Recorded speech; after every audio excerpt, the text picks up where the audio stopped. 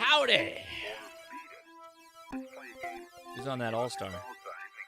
Kilo India 6, November Alpha Zulu. Anybody on the All-Star? Test.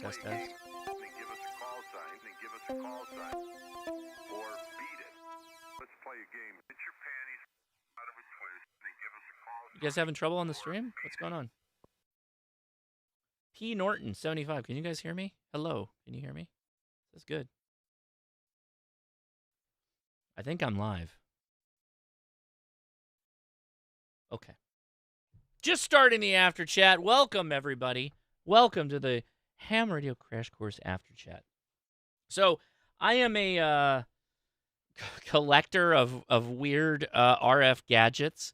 I have always liked these devices, and I'll just show you some of them. I mean, the Tiny SA also qualifies. Tiny SA is an amazing piece of kit. What it does, that's literally, the Tiny SA, by the way, is listening for, that's all Meshtastic, or 915 megahertz. That's all the stuff in the background. But like card computer, uConsole, that's the Ham Pack Mayhem, the HackRF device. Love these things. Love them. They're receivers, right? The HackRF is the exception. It actually can transmit. But anyway. So the topic of this video is, does a ham actually need anything like this? My gut feeling is no, but they're really freaking cool. And so maybe that's all it is. It's the coolness factor, right? So right now this is running SDR++, uConsole. If you haven't seen a uConsole, this is running a CM4 Raspberry Pi. A specific operating system, and it's also running a specific kind of preload of applications to be able to utilize all these different devices that are going into it. So I figured I'd set the stage, and then we'll go talk to the Discord. We'll take your questions live. Don't worry, hang out. But topic of discussion, right? I have kind of been, like, the Raspberry Pi is cool. Like, I like the Pi Lite. The Pi 4 is actively running Node Red in my shack, and I use it to actually rotate my antenna now. So I'm kind of dependent on this thing. I trust it with a lot, with the rotating of my antenna. Very important stuff. But I'm not like in love with Raspberry Pis. I treat them like tools, right? They're literally like not a plier, but they're pretty close. Maybe a pair of vice grips. I don't know. Anyway. Let me show you what I'm talking about here, and then we can go into this a little bit in greater detail. But go check out hamtactical.com. Appreciate you if you want some Ham Radio Crash Course merch. But what is a uConsole? So it is a Raspberry Pi portable. Now, I believe, if you ask me, like, what is this thing? I think it was a device that was kind of built for homebrew games. There's a number of game engines that are built into it, and a couple of other things that, it's kind of what it was designed to do. It's got a bit of UI on the back. It runs off of two 18650 batteries. It runs a decent amount of time, although running an SDR at full tilt will deplete the battery quicker. The downside of these things is, so it's a relatively limited amount of actual processing bodies that you can have on these, which is kind of a bummer. So I have a CM4, but there are a number of ARM devices as well, even as a RISC device. I don't even know about that. No GPU. Okay. The problem with a lot of the ARM devices and stuff like that is you end up having to fuss around a lot for software. So I just go with the CM4 because it's Raspberry Pi. If a Raspberry Pi can do it, the CM4 can basically do it. But it's also, that's not very fast. That's pretty dang slow. So I bought this thing, and I don't know, I've had it for about a year, if not more. Haven't really made a video on it. I tried to get it up and running to be useful for amateur radio things. I would not use this to run WSJTX or JSA Call or like any of KM4ACK's videos on doing 73 Linux and that kind of stuff. I don't know that I would use this for that. It's just too slow. It's pretty slow. However, a company called HackerGadgets released a upgrade. And what it does, and let me go back here so you can see it. What's a good image of this? Yeah, so there's an expansion slot on the side of the board. And so that little board that you see kind of hovering is an expansion board. And through the company, uConsole or whatever it is, you can put in a cell phone modem, basically. remote data. Like, why would I want my Raspberry Pi to have an LTE card in it? Don't know. Whatever. Not the point. It's not LTE. It's something else. 4G. Okay. Well, I guess it's LTE, but whatever. But this other company called HackerGadgets came out with one that has an SDR, LoRa, GPS, with an onboard real-time clock with an actual battery, and a USB hub that you can add extra ports. So I'm like, oh, for $80, I'm down for that. I'm down for that big time. And so this is kind of what it looks like. And I got this all loaded up, and I've been having fun with it. I don't exactly know why the second antenna is there on the side here. I don't understand this. When you already have a Wi-Fi antenna, that's the Wi-Fi antenna. So we can talk about that later. But it took me a little while to get this going because, again, the problem with the Raspberry Pi, when you're running, and that's the other thing, is that this is running a different version of an OS that doesn't have the most recent kernel. So you ended up having to go to the uConsole website and do a bunch of extra stuff to get this board working. Let's see. Oh, somebody's already mentioned the CM5. Yeah, no, the CM5 is out now and so much better. The problem is, yes, you can do that, and I'm thinking about getting one. You have to jump through more hoops to make all this this SDR stuff work. So it's on the list. But what am I fighting for, really? With a Raspberry Pi, it's still pretty slow. Even the CM5 is, I don't know. You guys tell me what you think. So that's where we're at now. So I'm gonna do a quick little show and tell here. I'm not gonna show off the GPS because I think it's obviously gonna dox me. But this is it's an RTL SDR, right? Great, perfect. I am running on an ADS-B antenna right now, so that means I should be able to do, what is this, dump? Let me go over here. Also, trackpad for a mouse. What are we doing? And we're still running Meshtastic in the background, which it does just fine. Although I think we've depleted like half the battery just fooling around with that. But with the ADS-B connected, with a real antenna, watch what happens when I run tar. Not dump, tar.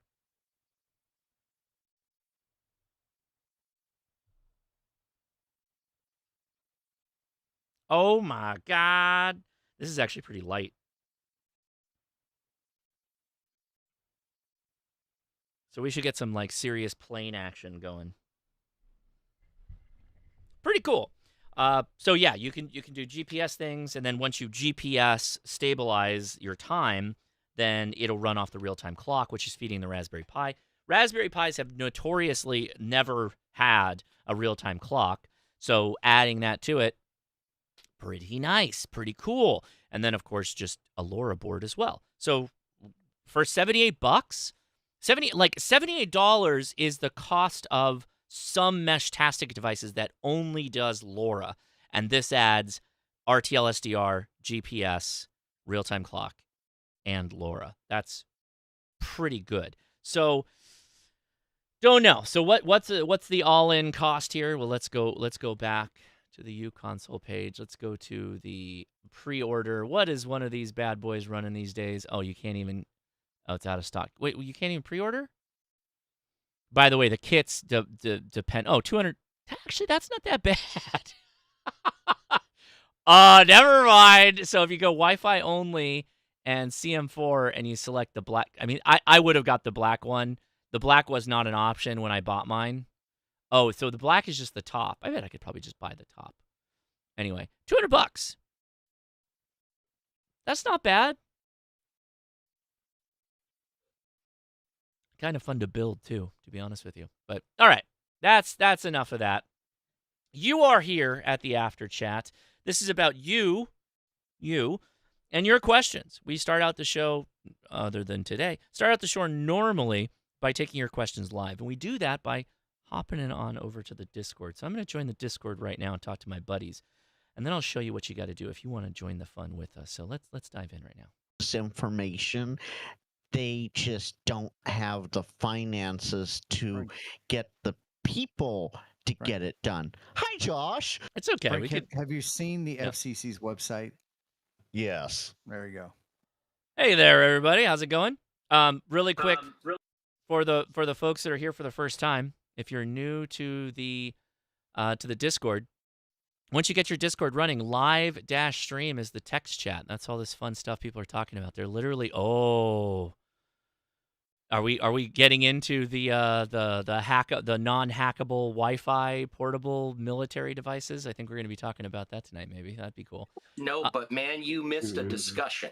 Oh shoot. Okay. Well, you might have to field or give me the Cliff Notes version. But underneath the live-stream is live-stream/AFTERCHAT, and that's the voice chat. So if you join that, make sure you go into your settings and set a, let's see, where is it? Voice and video. Make sure you set your input device, output device, and then set PTT.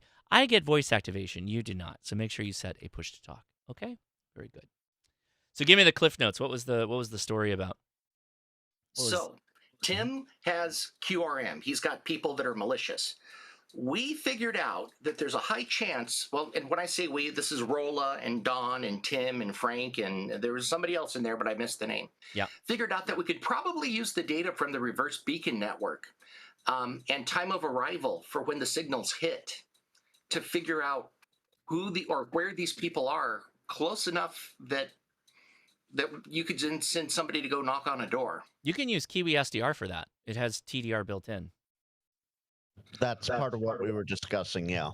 Yeah, that's actually built into a lot of them. So is this all HF, Tim? Yeah, generally. On a lower band, like 20, or is it all 40 and lower? Well, 20 and 40 primarily is where I'm at, and I'm seeing it. And tonight, this has been a thought that I've had for a while about trying to figure out a way to utilize some of the newer technology to capture audio signatures. People that are dumb enough to do this typically have invested a lot of money into their equipment. They're probably using it at certain times during the day legally with their call sign. And I thought, maybe is there a way to create some listening stations, be able to profile different signals that you hear throughout the day and see if that could then be processed through on the various things that it picks up, and maybe I make a link. Through the conversation, though, we've kind of looked at that. Maybe that might be a little too much. But what people have kind of come up with in general is there a way to, while something's actively going on, be able to utilize a Kraken-like something in concept for HF, maybe using RBN, or you mentioned Kiwi network to be able to use those listening posts as a way to triangulate and kind of go from there, and maybe let the FCC go do something. Yeah, so you would have to use, since this is all single sideband, I assume? Yeah.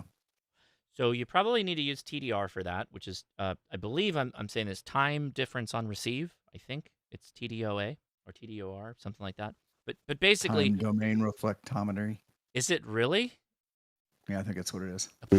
Totally off. I was way off.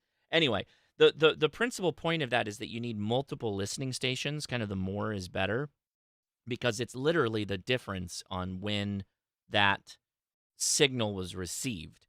On HF, the difference in time allows them to triangulate. The problem is wibbly wobbly propagation in the atmosphere can make it a bit difficult to hone in, and so you will have to do multiple distance of arrival, TDOA. Yes, that's what I was thinking of. Thank you for the correction. So that you need that to... Kiwi will do it, but it takes a little while. There's a lot of processing power that goes into it. So have you tried it before? It's actually really cool. We have not. I have not.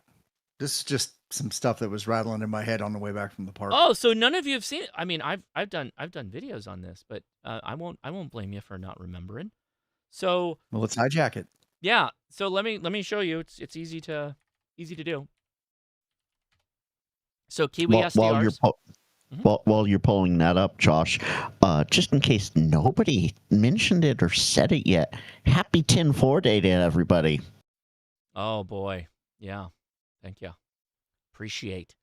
So, for instance, you find your, what is going on? Okay, Kiwi SDR, right? You got all these listening stations. So let's just assume that it's somewhere in the United States. So let's pull up. I kind of like there's an observatory in Colorado. I'm going to give you my secrets here. Where is it? Is it? Yeah, it's the Little Thompson Observatory in Colorado. I like this one. The noise is generally pretty low, but let's check it. And I'll show you. Well, hopefully I can show you. Good Lord. Hey, Jody found it. I swear Jody is more of an AI bot than I am. I don't even know that sometimes. Jody's a real human anymore. I don't even know. No, he is. I know. I'm just kidding. Well, okay, so that I one have seems feelings. So let's go to this guy that's right next door. Maybe? Okay. Oh, enter my call sign. Sure. KI6NAZ. Maybe? KI6NAZ.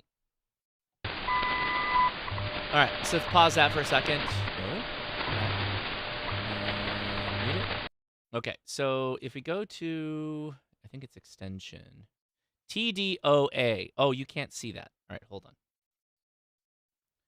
So if you go to the extension box and scroll down, you see where it says TDOA? Watch what happens when I click it. It should bring up a new window. And so what this does, oh, I'm in the way. Let me fly myself out of here. Oop, there we go. So what this is going to do is allow us to select SDRs to go into those boxes, right? So we're using this one as the primary, or at least that's what starts the whole game going. And so you got all these ones. Let's zoom in. So we'll go to this guy. We'll add West Texas, and then we'll add this guy over there. And you want to spread them out. Minnesota's always good, or that's Wisconsin. And let's go down to Tennessee. Just pick one of these. See all these here, right, that are like all in the list. They're all listening. They can all hear. And we happen to be tuned up on WWV. So, boy, that's a consistent signal. We should be able to find that pretty well. So if I hit submit, watch what happens. Hopefully, it'll start sampling. So you can see that. It's right there. It's sampling. It's got to sample for a while, and then it's going to do some post-processing, and then it will point on a map where it thinks that signal's coming from. Sean with the 100 internets for the day. Amazing.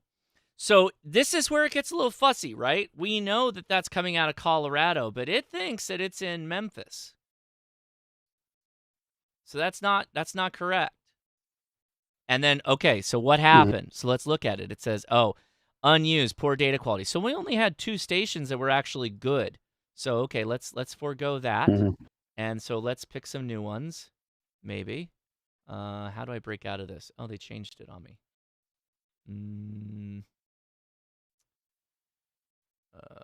Kiwi maps?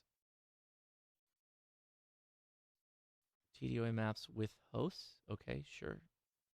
No? Okay, fine. I think you got to go back to Kiwi maps. Kiwi maps. There you go. So let's pick some other ones here.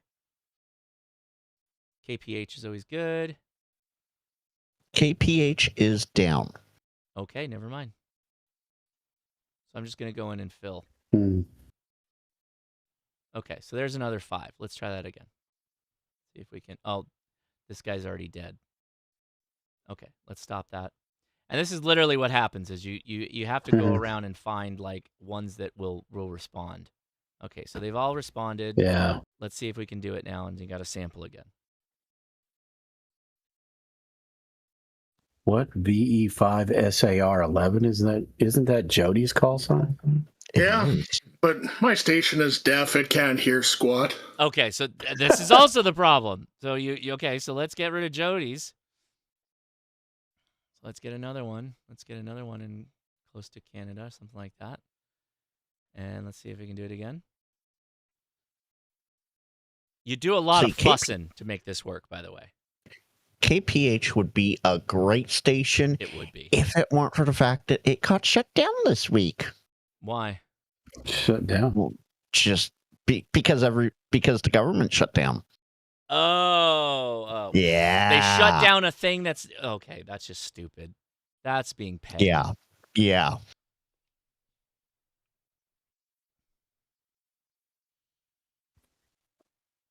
And now it's running the algorithm. Lower left corner, see that?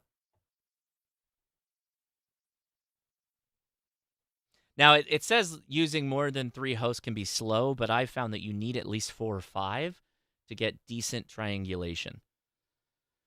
But yes, it takes a little while. This one actually has proper samples. Ah! So where did it say? It says it's in Colorado, so it's getting there, but it's not completely on the spot. You see that? Well, you know what? I'm actually getting WWV tonight. Oh, okay. Well, we could. Well, hopefully, Jody, you can hear WWV with your station. That would be a very difficult one not to be able to hit. But yeah, so yes, you can do this. In fact, when Egg, was it EGG in California? Yeah. He Greg. gets, yeah, Greg, but his call sign's EGG, right? Right. Yes. Yeah. So he was getting all kinds of, I think he still does get some QRM, and I hopped on there with a couple of other guys, and we were playing around with this, trying to see if we can find the not so nice ham that was doing that. So yeah. Now, to Tim's point, it would be nice if this was automated so that it would select stations that actually were online and working, and then would run the thing for you, just on you putting in some information. You know, this is what I'm looking for. Go find it. Yeah, I mean, you know how that is, Don, with ham radio. The only way it's going to happen is if you go do it.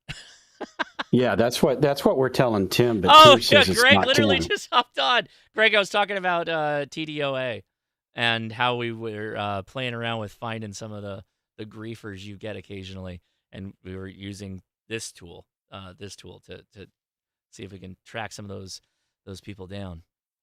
What's up, man? Good to see you. Here's the good news with all of this, right? We engineered a solution, and we know that solution works because we're seeing it on the screen right now, and we don't have to build a damn thing. Well, it works. It's not automated like Don's saying. Yeah, you have to build the code, Mark. Yeah. But the other thing, too, that should give you increased accuracy is more time, right? It's doing a sample of what, 5, 10, 15 seconds? Well, that's the problem. That's the problem. That's the problem with single sideband is oftentimes these QRMers, they don't go long enough. And it makes it even more difficult because you have to stop transmitting while they're transmitting, because if you're transmitting at the same time, then you're screwing up the sample. You see what I'm saying? Very true. Yeah. So, Tim, what do you think? I'm playing with it right now. Good, man. Go trick them to transmit. Like start taking start calling CQ. Hell, go live and we'll simulcast back and forth, and then just draw all the haters out. We'll see if we can find out where they're at. I bet Greg could do that. Greg could go live right now, and we could start hunting some jerks, some alpha hotels. Well, I know we got a bunch of smart software engineers on here, so let's get this done. You know, well, I'm willing to put up the equipment. It's never. I'll tell you what.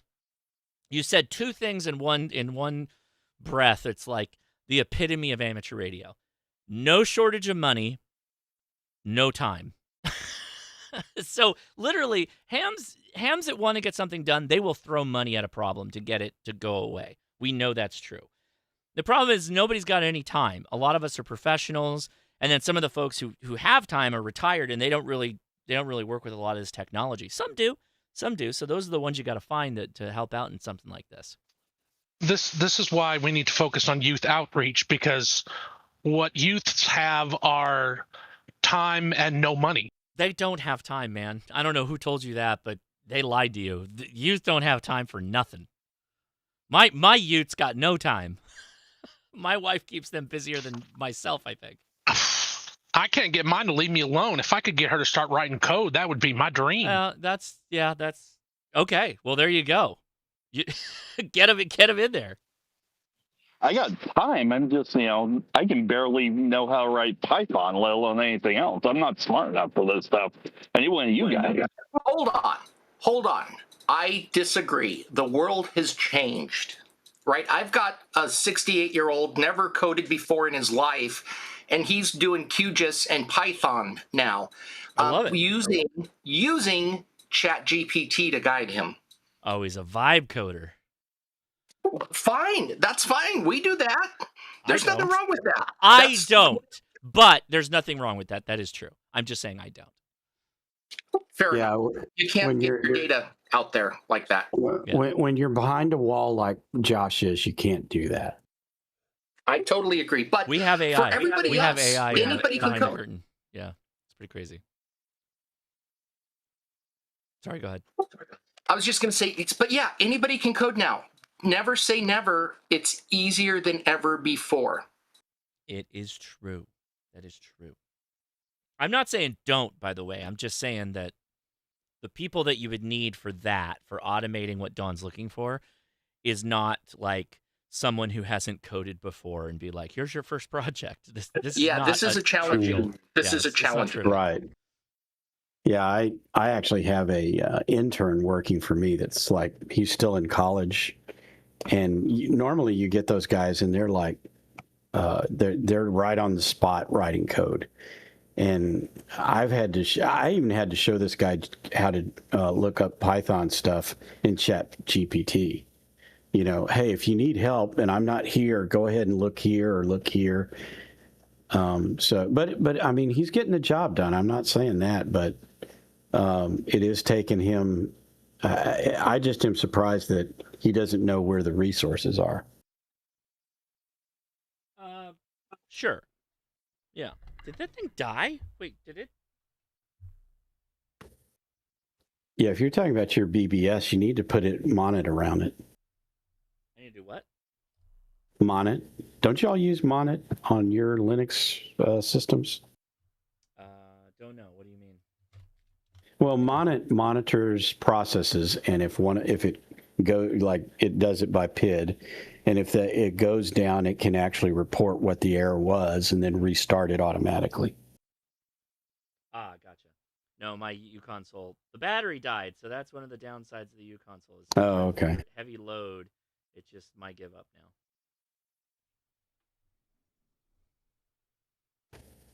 now. Yeah. By the way, if you want to know what I was talking about in chat, I can tell you. What? Oh, okay. What were you talking about? Well, about the GPIO pins. Basically, what I'm saying is, if you don't need GPIO pins, then you don't have to use a Pi. That was my only point. Oh, that's true. Yeah, you're right. You're totally right. All right. So I think that gives everybody enough time. Welcome to the AfterChat again. For the first time, for the last time, at least for this show. Anyway, what we like to do, we had a fun little opening. We had all kinds of stuff to talk about. But what we like to do here, on the start at least, is to welcome everybody that's here for the first time. We take your questions live. That's kind of our big thing out here. So we invited folks to click on that link on Discord and join us. Everybody that's new gets priority, your first timers, so you guys get priority. So how we do it is, if you're new, or you're here for the first time, right? Those are the same thing, basically. You can come forward and say hi if you just want to introduce yourself. We totally welcome that. Thank you for joining us. Or if you have a question, your questions get priority, first answered, right? So is there anybody here for the first time that would like to say hi or ask a question? Come now.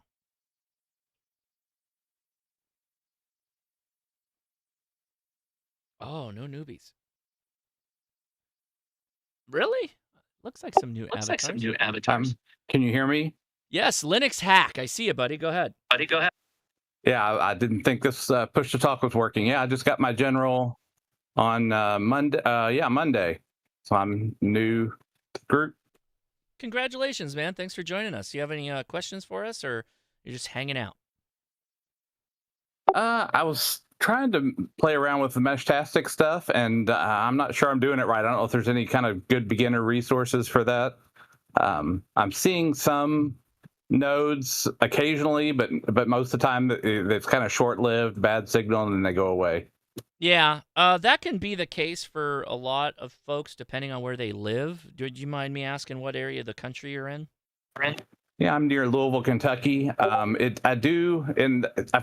came with the kit I got came with the 300 or 3,000 milliamp battery, but it seems like that's not lasting very long either. Like, What's the device? Which particular one do you have? It's the version 3. Heltec. Yeah, Heltec. Okay. Yeah, the Heltec can be a little bit battery hungry, and so people will put 3,000 milliamp hours should last you a long time, though. So, don't.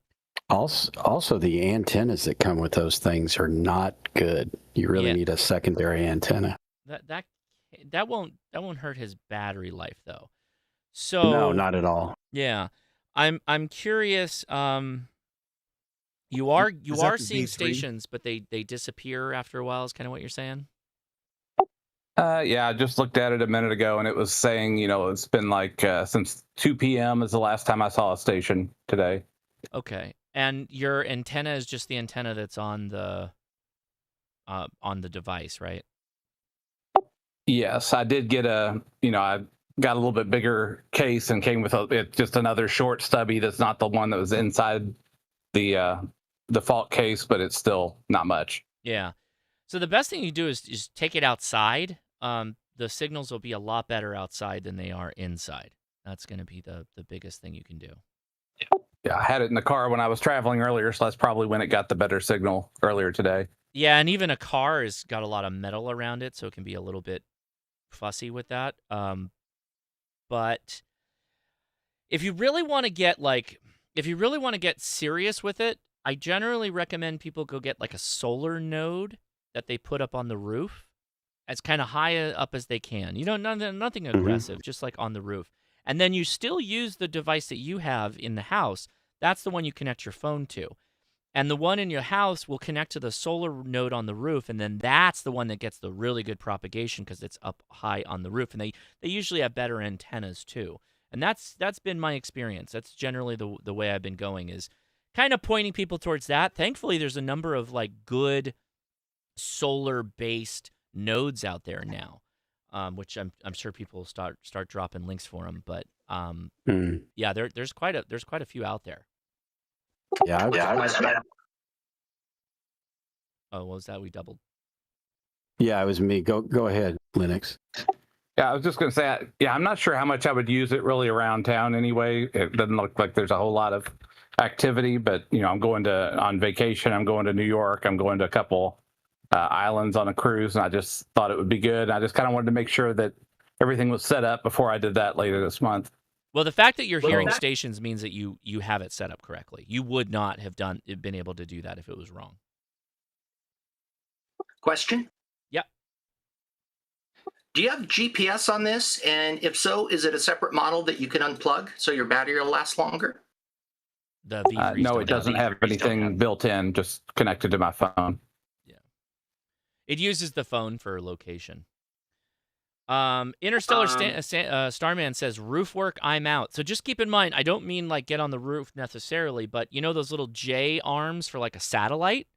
You can mount these solar nodes on that and just bolt it right into the eaves of your house. You don't have to get on the roof. You just need a ladder to get on the side of the house, and that's all you need, really. You just need clear solar access. I just set mine on my on a stump in my backyard.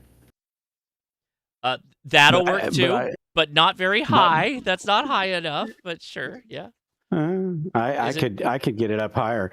Well, I'm going to put one on the tower eventually, but I'll tell you what I'm struggling with is finding one that has a good solar input.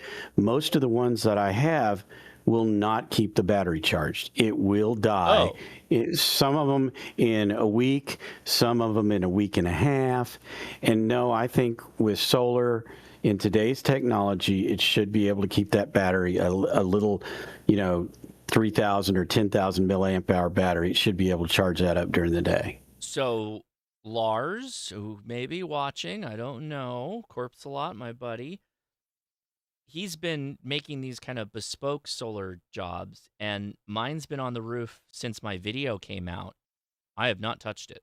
I've not had to do anything. The lowest it goes down to is 90% at night, and then it goes right back up to 100 when the sun comes out, and that's it. That's all I do. I don't do anything. I put it up, it's done. That's it. There are a number of really good solar nodes. I know that he has one, and then Seed actually just came out with a new one that they have no problem staying going. They will run for like a week without solar, and then once the sun gets it, like if it's stormy, the sun gets it, it'll bring it right back up. Oh yeah, Jody just dropped it. This SenseCap one is good. Well, I got that one that T.O. reviewed. In fact, I literally got the one that he reviewed. I bought it from him. And that one might work. I don't have it in a good spot right now, but it seems to stay charged. That one's actually meant to magnetically connect to your car, so you can drive with it on the car. Unfortunately, I have a truck just like yours. It's aluminum, but I'm really not interested in that. What I was thinking is I would magnetically attach it to my tower because my tower's steel. So yeah, that's one thing I'm just right now leaving it on the ground and seeing how long it'll run. So far, it's done okay, but it does get down. Well, I mean, honestly, it disappears quite often. So the other thing I'm running into here is it's even worse than Linux hack. There is literally nobody around here that I can hear. And again, that's when I get it up on the tower, maybe at 50 foot, I'll be able to hear somebody. Now the seed one's nice. It's $82. That's not bad. The only downside is the antenna is an SMA connection. The good ones for outdoors are going to have Type N connections. That's what Lars has on his. At least I think so. And that, like I said, it's been up there for. I don't know when I put that video up, but it's been up there since then, and I haven't had to touch it. Have not had to do a thing. Yeah, I bought two of the original ones from Garth, and they had one of them had a little thing that was just on the box. And that one really wouldn't. That one's the one I have out on the stump, and it's like in full sun nearly all day. It will not stay charged. And then I have another one that I bought from TO that has a slightly bigger panel on it, and again, it won't stay charged either. It's actually a repeater. I think what we learned from this is don't listen to TO about Meshtastic. Just don't. I'm kidding. I know. I'm kidding. Of course, I'm kidding. No. You need at least like, what is this? A 5 watt to 10 watt panel, and you need probably at least 3,000 milliamps. But that's not. I would go more like 8 to 10,000 milliamps, particularly if you live in an area. Look, we're rolling into winter right now. So folks in the Midwest and whatnot, where you have actual weather, you're probably going to want like 8 to 10,000 milliamps. Yeah. So and the big thing with some of these things, the chip that the Shao uses, the RF whatever it is, 52840, that thing is super efficient. It's an NRF. Yeah, I've got this the WIO tracker, whatever the heck it is. Yeah. Wow, and it's I can go 4 or 5 days without charging it.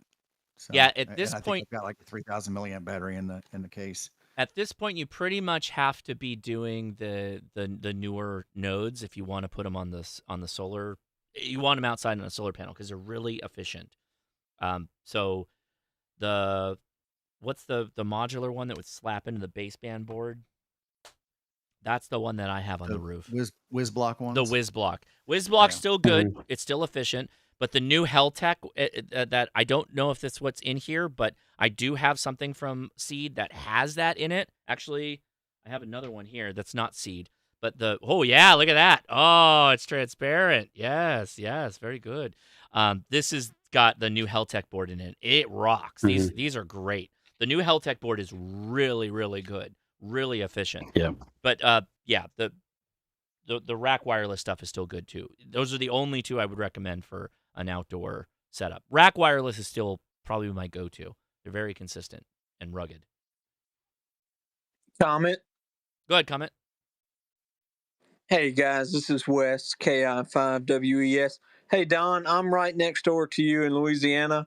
I use the Spec 5 relay, their solar node, and I've never had a problem with it. It's been up about 6 months now, maybe a little bit longer, 15 feet, and it's in partial shade. So just a heads up, I just wanted to give that little bit of anecdotal evidence on that. How The Spec much 5, is any of it? their product, How much was it? it's not cheap. I That's think my problem. Yeah. it's not cheap, but Well, it works.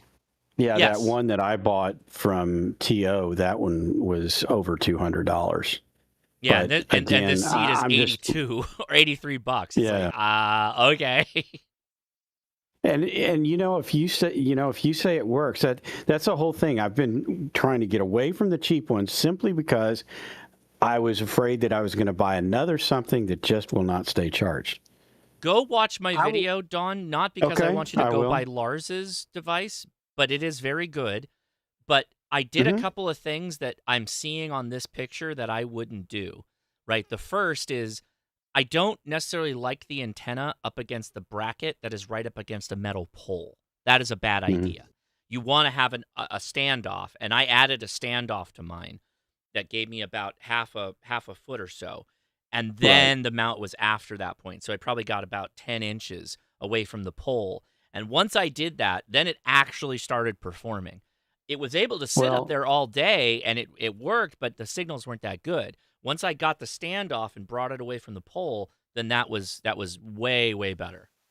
And I did drop the link for that. One of the things I want to do is I want to go out about 2 acres out from my house.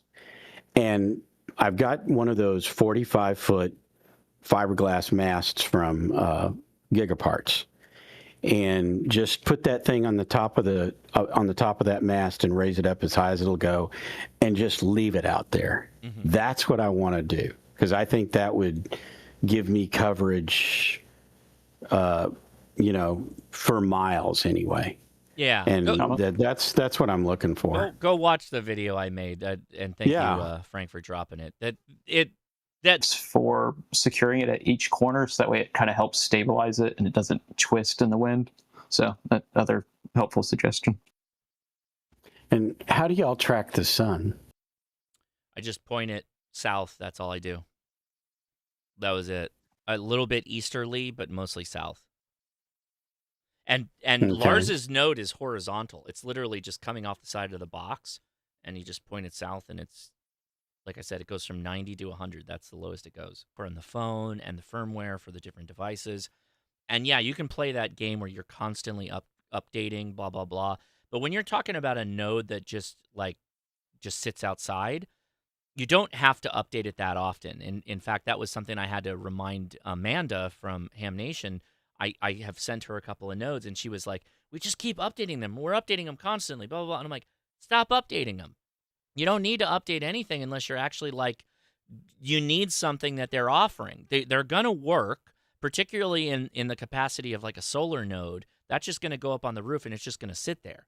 If there's a situation where you're just relaying traffic through it, it's not going to be the one that you connect to generally. You're going to connect to some little device on your desktop that you can work with and keep that one updated so you got the latest, greatest. But once those packets are made and you got the ability to do that, it'll pass through something on the roof, no problem. So just keep that in mind. You don't need the latest, greatest at all. Now, how do you, for instance, the one that you've got on your roof, how do you get data from the one on your roof? Do you have one on your phone that you use to connect to the one on the roof to pull data from it? So if I'm in my bedroom, I can low energy Bluetooth to the one on the roof, which I will do occasionally. But most of the time, I don't. I just use my node, my pocket node. So going back to the little guy, looking at the desktop here, I'll slide it in here. So if I've got that little guy charged up and connected to my phone, it sees my solar node, and I can ping it, and I can see its battery life, and I can do all that other stuff. I don't need to do anything with it. As long as it's routing my stuff through, it's good to go. Oh, my audio's freaking out. Is my audio okay? It sounds good to me. Yeah, you're good on Discord. Refresh the screen on YouTube, guys, if my audio's weird. But just, so I will say this, and I didn't see any issue. Both Twitch and YouTube seem to have dropped you for about 5 seconds, and just a refresh, and it was good. Okay, good. Glad we got that sorted out. I see Rob in the chat, but you're only I mean, you're a house away, but if I go 2 acres away, should I still be able to hear it?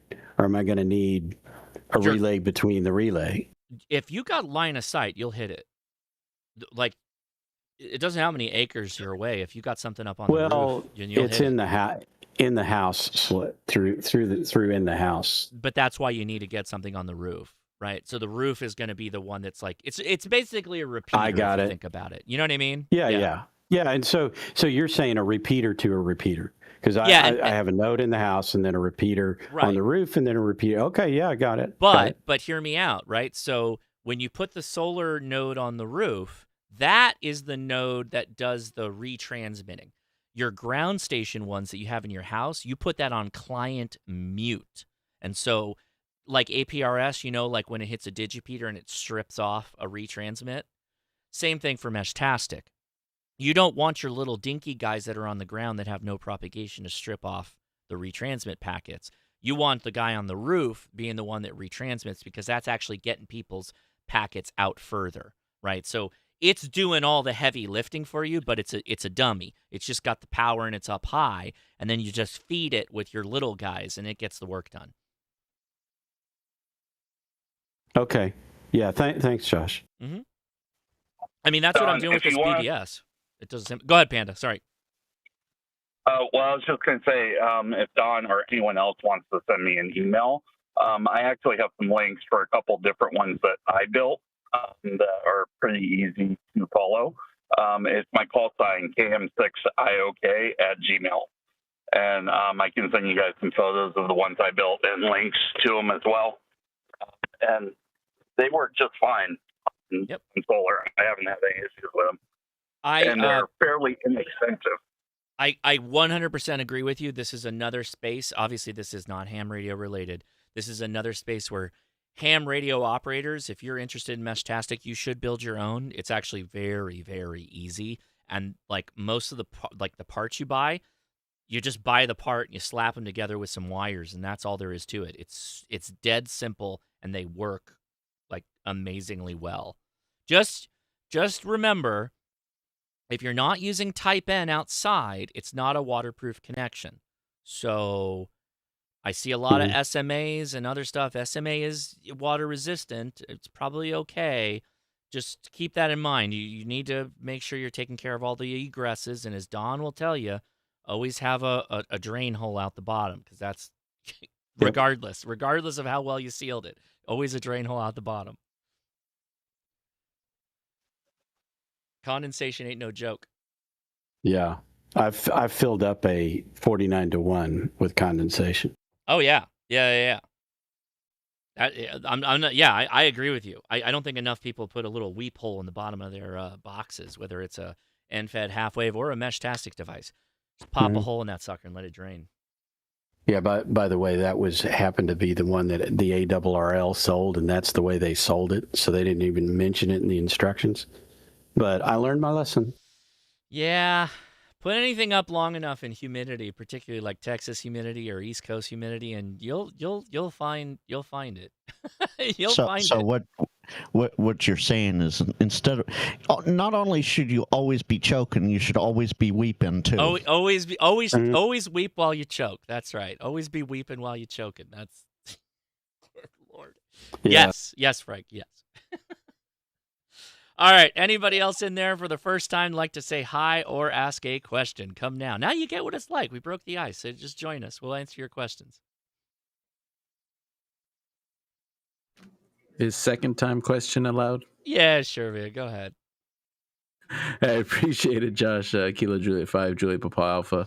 Hey, I just wanted to give you the video you made about the res antenna. Man, that was amazing. I mean, all your videos are amazing, but for some reason, I guess because I have the res antenna in my cart right now in DX Engineering, I was paying attention a little bit more. But man, that video put out was awesome. Actually, you got me into ham radio. I saw you on the Survival podcast a couple years ago, and then a year later, I got my general or my tech, and then my general. But if I have a question, I guess for you and for everybody listening. Yeah, man. If you can name one antenna for POTA that you could store in a backpack and walk a couple miles out and set up and do a POTA. What would you and everybody else choose? Okay, good, well, great question. So first, what's your budget? Right, we got to know the budget. Like, what's the upper limit for all in? All in. So it's funny you say that. So I got my wish list going in DX Engineering, and my wife has access to it. So right now, I got the it's a FTX one, I believe, the Yaesu FTX one, the new one, and I have a the Rig Expert, that black analyzer. I'm not sure exactly what it's called, but I also have that in there. Okay. And so now I'm just like looking, okay, what antenna would be great for that? I have a couple follow-on questions. Well, wait, we didn't get a budget. What do you want to spend on this antenna all in? Oh, I would say around under 3,000 if I could. Oh, okay. You can do pretty much whatever you want. So, boy, there's so many different ways to go with this, right? Obviously, we've talked about vertical antennas. The Res, by the way, the Res is also a portable antenna, so you can just use that. You probably got all the kit. Well, let me ask you: Did you buy the Res, or what was the story there? No, not yet. It was in the cart, which I originally. So being ex-military, it's funny, the video you put, it was awesome because you were like, the aesthetics for some people, the Ranger 80 looks awesome. And I was like, yeah, it does. It's big and beefy, but man, it looked about the size of your arm. And I don't think I want to put that thing in my bag. It looks a little heavy. No, that's probably too much to carry, but the Scout is good. Like, the Scout is easy to carry. Like, I would be fine saying, like, oh yeah, carry the Scout. That won't be a problem. But so you didn't buy the Res. Are you looking for a vertical antenna? You looking for something vertical? Yeah, preferably a vertical antenna. It seems like they're easier to carry around in a bag, and you don't require a lot of extra things to set it up. Okay. So there's a couple of ways to go. I like the Scout, the Res antenna Scout, with the little plug holes for the radial wires, because you're going to have radial wires. You need a 17-foot whip. The maximum, as far as lowest frequency it will go to, is about 14 megahertz. So I think you know that. If you want to go just like universally good antenna, an end-fed half wave is probably going to be a great POTA kind of operator, but that will require having a mast, like a telescoping mast or a tree that you can throw something into, which is often why I go with the vertical. Is it's just you throw a tripod underneath it, and then vertical element goes up, and that's all there is to it. Did you have a certain way you were looking either direction? Yeah, preferably to hook, not preferably like the first option. Put it like on a tripod or something, and then just pick it all the way up, and then use the analyzer to find my sweet spot. Okay. Well, the Res is that. I mean, you can get the Scout and the tripod and the 17-footer and the radials, and then that's it. And then coax, and you're done. That's the whole setup. Like, that's it. That's all you need. But there's a lot of ways of doing that setup. The Res is probably just about as good as anybody else from my point of view. I think that you could probably go lighter and smaller on the tripod setup. The Res is just legs that you shove into the side of an aluminum puck to get the angle on. There's a Chameleon has a tripod that's carbon fiber, but it's not cheap. It's like $100. There's a Amazon version of that too that's out there that will do the same kind of thing. I think even Comet is making something like that. I think we'll see that in the future. Or just use any other tripod, right? Set it up that way. Or a spike, right? The ground spike that you screw it all into. Ground spike will work for that as well. Let me pull up the Res website, actually. I don't know. I don't want to assume. I like the tripod version just because I was thinking, well, if I had a spike, is the ground going to be, what if I'm over here and the ground's not good? I think a tripod would be beneficial for like everything. Okay. Go ahead, comment.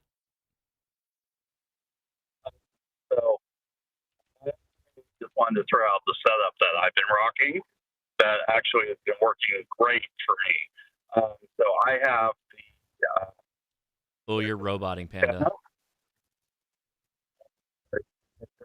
We're not hearing you, Panda. You got to take a minute or walk to another area where you were at before because we lost you. Don't worry, I got my pencil ready to write this down. I'm heading home, so if you guys can give me like 15 minutes and then I can jump back in. Yeah, no problem.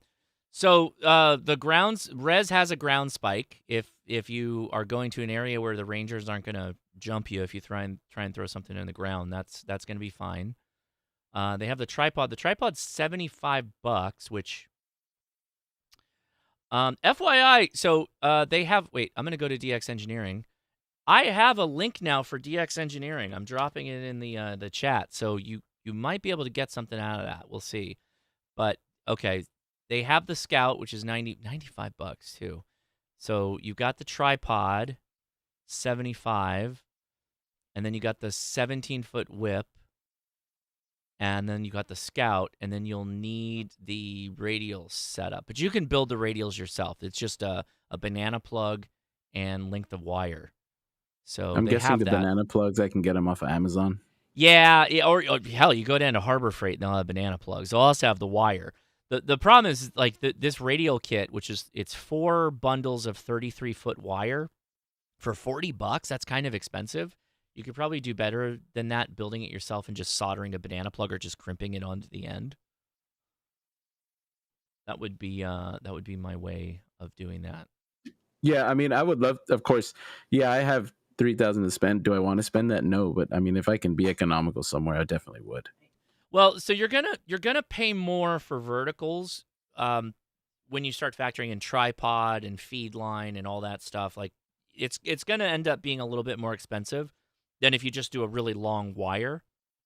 I guess long wires also require usually a telescoping mast, and so those can be expensive. So that does bring the price back together, I guess. But yeah, who else in there wants to jump in with their thoughts? Go ahead. I thought Gray Man had some thoughts. I'll jump in. Go ahead, Tim. Go ahead, Mark. Okay, I was just going to say, how about an inverted delta?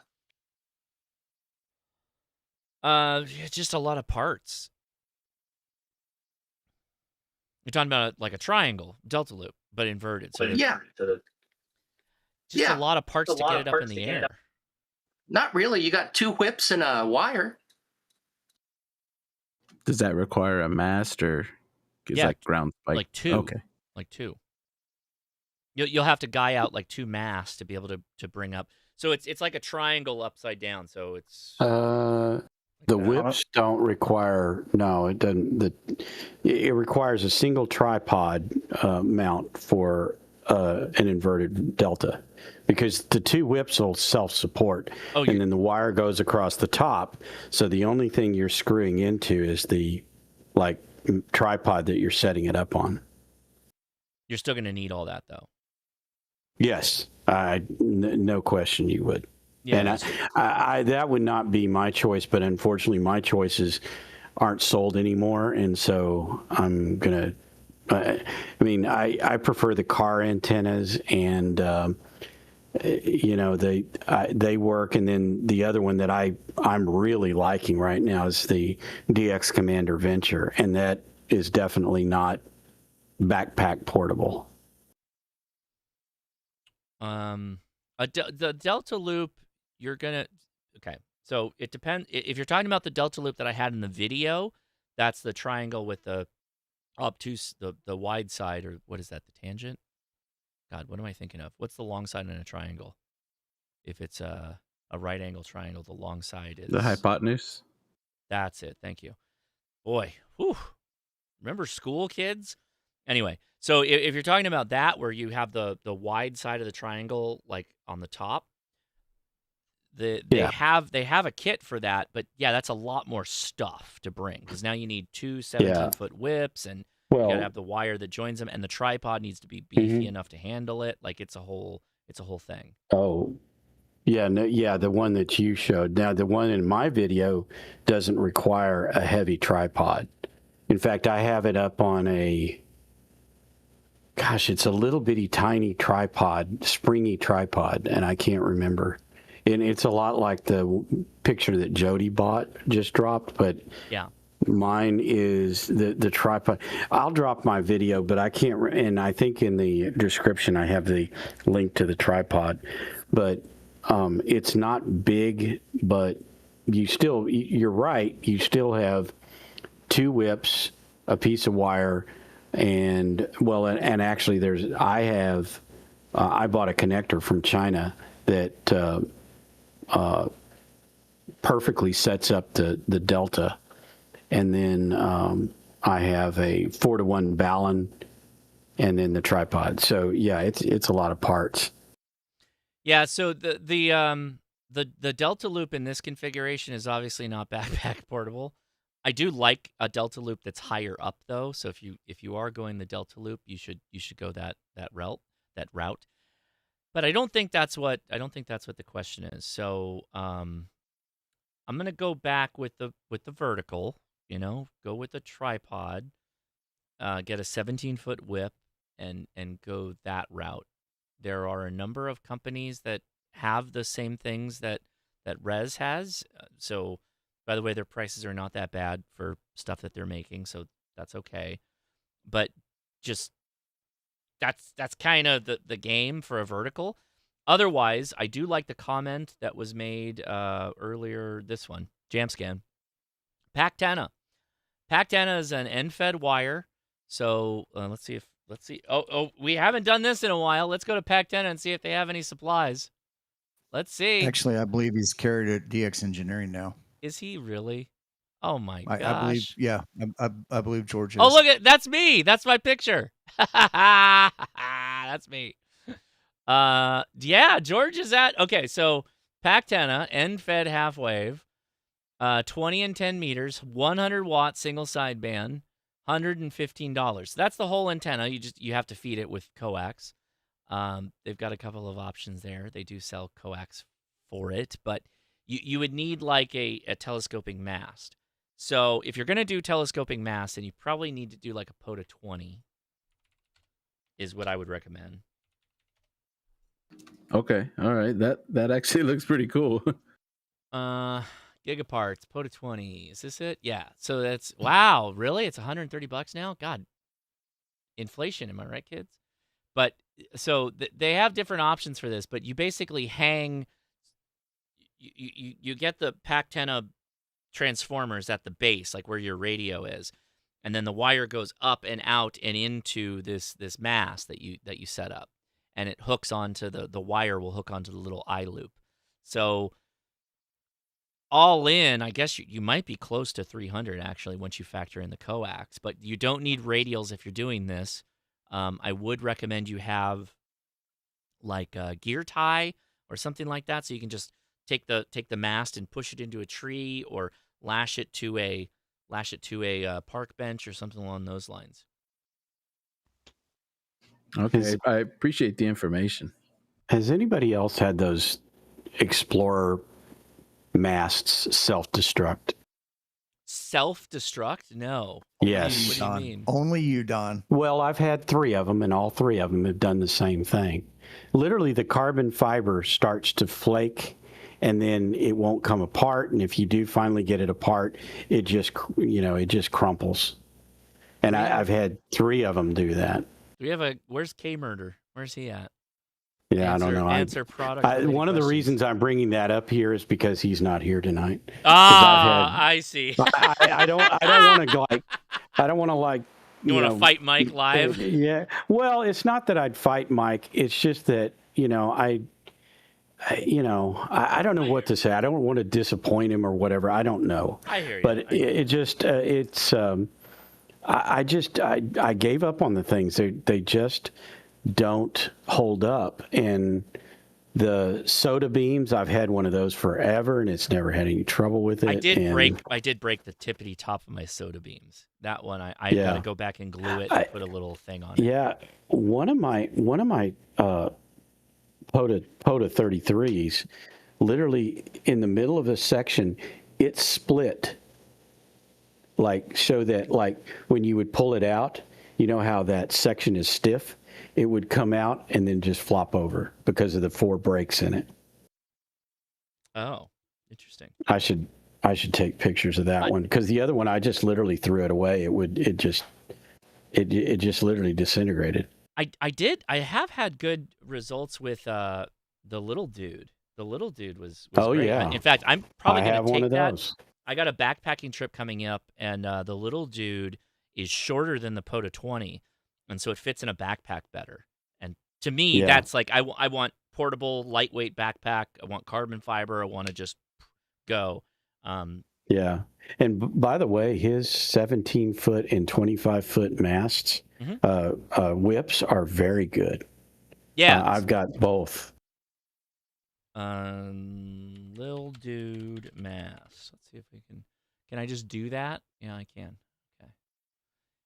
Yeah. Yeah, he's so the little dude's 6. So it's a 6-meter carbon mast, and it's thicker than the POTA 20 and shorter, which to me is like that's exactly what I want. How do I buy it? It's it's on Etsy in his store on Etsy. But there's I think he's called Ham Radio Dude Sells on Etsy. But why doesn't he link to it on his website? I can't say. Dude, come on, dude. Well, one thing about him is he will occasionally close his store because he's got other things going on. Is just the way to right now look at him. He may be closed right now. I don't know. Oh no, he has an announcement. He comes back. Should reopen tomorrow. I'll drop the link for you, Josh. I found it on Etsy. By the way, I have a link. I think I said on DX. I just dropped it earlier. So yeah, I got 2 of those 25-foot. Yeah, the 25-foot whips are great. But yeah, okay. So boy, I don't know. You got some options there. Anybody else want to dive in with some other thoughts? Oh, real quick, by the way, on the little dude 6, and even for the POTA 20, Sean also, or HRD, makes spikes for both of those that work really well. Yeah, he does. What was the comment? Go ahead. Tested now. Yeah, today. So, Josh, thanks for everything you guys do. I had my general. I finally got my general about 3 weeks ago, and then today I had my first POTA. The group, the Tri-State Amateur Radio Group, we all went out and did a POTA today. Got about 207 contacts. Nice. I had one DX in Chile, and we were using an InFed, but it was in a inverted V. Okay. It was great. We were running a 7300 with it, and we were getting out there. Although 20 was really busy today because of the QSO party, but yeah, we had to kind of jump around some bands to really get some activations. But yeah, we got 207, and congrats. Like I said, that the antenna was a chameleon, I think, or I forget the name of it, but he said it would do 160 down to 10, I think. So it was we just had to tune the station. Okay. All right. Cool. Well, yeah. Thank you for the report there. Did you have a question or? Well, no. The guy was trying to figure out. The other one was trying to figure out what antenna to get, and that would probably be my first one because it was nice. Is it backpack portable? Yeah, it was an InFed half wave. Oh, okay, gotcha. Yeah. Yeah, it was. I don't know. Starts with the C, chameleon or. Oh, chameleon. Gotcha. It was one of them. Anyway, we had to set it up on a pole. It was a pretty thicker pole though. He had it in his hitch, and it was one of those fiber poles that they use to connect and disconnect power lines. He had converted. Okay. Everyone, I just looked up K6ARK on Amazon, and he has his 100-watt end-fed half-wave kit on there now for $37. Now that's a good I backpack am portable dropping antenna. the link right now. That $37 for the K6ARK antenna is a good deal. 100-watt end-fed half-wave. You will have to supply your own wire, so you're probably going to come out of this $70 for an end-fed half-wave that'll handle 100 watts. And I think, is the mic available too? Oh, he had everything drop. He dropped everything. Dude. I need the mic. All right. Mic link dropped. He also has his 5-watt kit for $20. That's crazy. All right.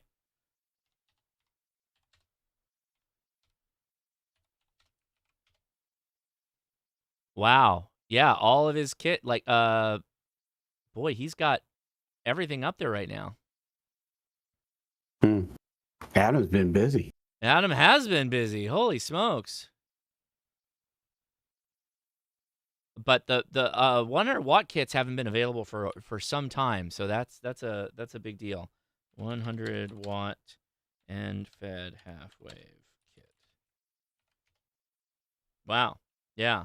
Oh, that you might be right. He's getting ready for Prime Day. Well, let's sell out of his whole setup before Prime Day. Yeah, those mics are something else, and I've tried ordering the parts, and I never feel like I get the right stuff. Yeah. Wow. Okay, that's cool. I'm glad we caught that at the good time. All right. I don't care if it's cheaper on Prime Day. Well, the reality is like when Adam's stuff is seen on Amazon, if you don't buy it when you can, it will disappear. And so just because Prime Day rolls around and you want to get it at a deal, that's great, but you're basically gambling at that point. If you want it, it's $36. It's only going to be like I don't even know if it's going to be on sale. I'm not assuming it's going on sale. That was just Sean was saying, "Oh, maybe it's Prime Day," but I have no guarantees he'll discount it. Okay, anybody else here for the first time like to say hi or ask a question? Come now. Did we get everybody? All the newcomers? I have a random question. Hey, JampScan's definitely not new, but we'll take his question. Go ahead, buddy. So why is it that when you see coils like the res antenna and the Wolf River coils, they're always kind of the same diameter? They're kind of, that 1.5, 2-inch diameter. Why don't you see like a big fat coil? I guess some of the Tar Heels, it's a screwdriver, but kind of the same idea. Why don't you see just a big fat shorter coil?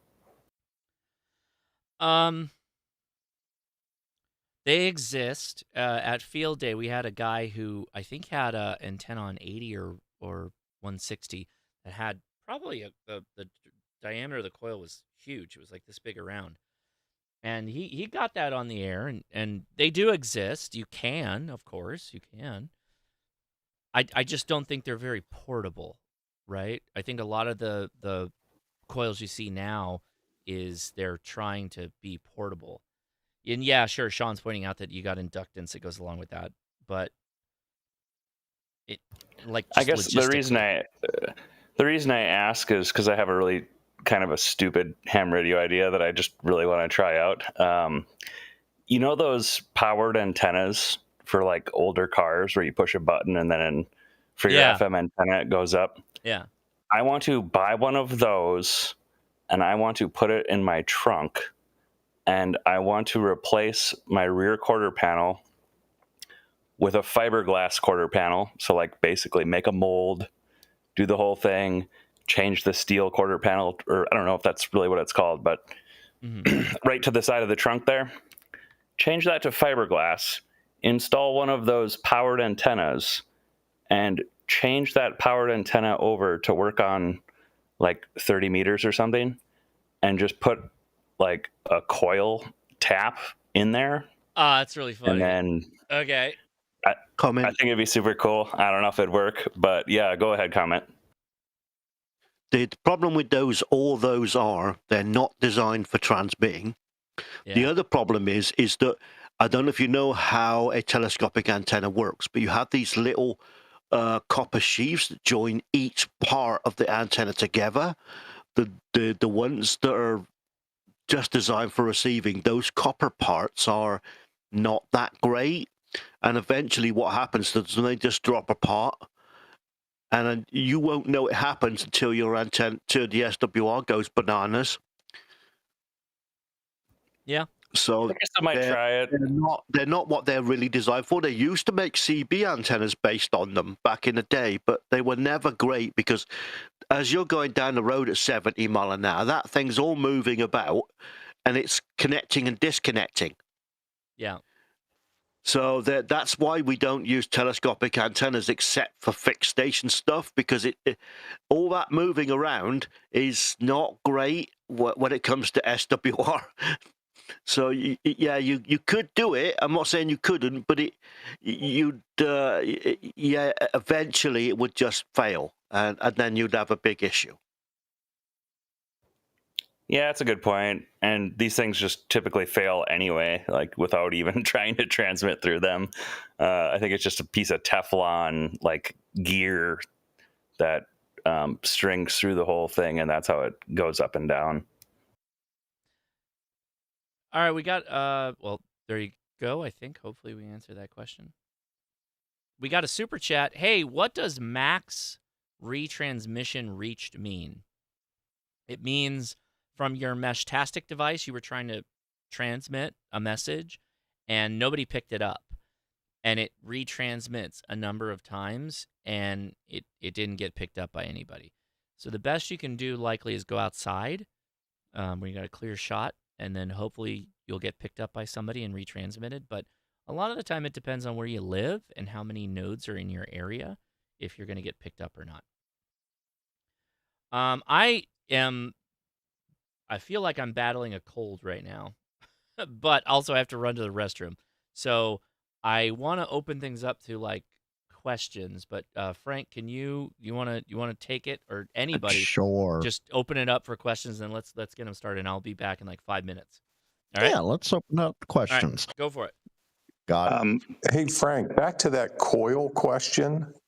There's probably some guys that know more about this than I do, but I believe the larger the coil, the higher the Q of the antenna, which reduces its overall bandwidth, right? It makes a more narrow bandwidth. So I think in a lot of cases, those antennas, the desire is to have a wider bandwidth, so they go with a smaller diameter coil. No, it's the other way around.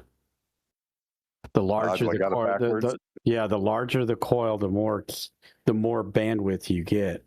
The classic example of that, or at least one good example of it, is look at a cage dipole on 80 meters. That's the only way to cover all of 80 meters with a low SWR. But I have had like ham sticks, and with ham sticks, if you buy the standard size ham sticks, you can't cover all of 40 meters with it. But if you buy the 600 watt version, which unfortunately are no longer available, it will, because the coil is actually bigger to handle the heat of 600 watts. However, the plus side of that is you get more bandwidth with it. And I can cover all of 40 with a 600 watt ham stick. Gotcha. Yeah, I knew there was a relationship there. Obviously, I had it backwards, but thanks. Go ahead, Mike. The only ones that were bigger than about that was the Texas bug catchers, and the trouble is, it's once you get over 2.5 inches wide, or an inch and a half, 2 inches, once you get over that, holding all that together while it does 70 mile an hour down the road is very difficult. and starts becoming a sort of logistic challenge, and you find that a lot of people that run those very wide ones will have a guide to the car so that there isn't a lot of strain on that extra width coil that the bug catcher uses. There are a few CB antennas, because obviously on a CB antenna, that coil, the wider you make it, the less turns it needs. So it sort of, but if you were like trying to make one that would do 40 meters, you'd have like, say, 60 turns for 4 inches wide. How are you going to hold that lot together and still have it transportable on a car? It's getting to the point where, mechanically it's very difficult to hold up. So I think they found that sort of 1.5 inches is about the right size for the mechanical necessities of, strain and such like. Mm-hmm. Question for Don. Go ahead, Mark. I was kind of out of the room. Did you say that the larger diameter has a higher Q in narrow bandwidth or lower Q in wider bandwidth? So I'm not going to say wider or narrower, because I don't know what that means to some people. But what happens is you get more bandwidth out of a larger coil, or a larger diameter coil, just like you do on a cage dipole on 80 meters. Huh. Okay. I wouldn't expect that. Thanks, buddy. And welcome back, Josh. I am back. Yes. Thank you. I'm home, guys. Hopefully you can hear me okay now. Yes, sure. You can. Okay, perfect. So I've been listening this whole time, but Don, I don't know what you did to your POTA 20, but that's exactly what I've been rocking for a while, and I haven't had any trouble with it at all.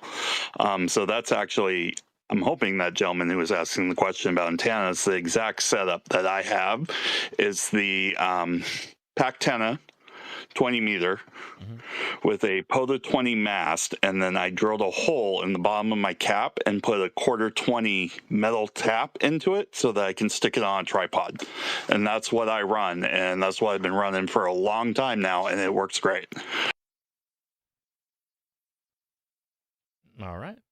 I probably next weekend, I think it's one more weekend until I have my camp out. I'm going with the scouts. And I'm going to take a radio, but I think I'm going CW. I think I'm going CW only. I don't know if there's a summit, but we'll try and make some contacts with people. And I'm probably going to do a video about that. I'm going to be proing and conning different CW radios for hiking. Pactena might be on the list, though.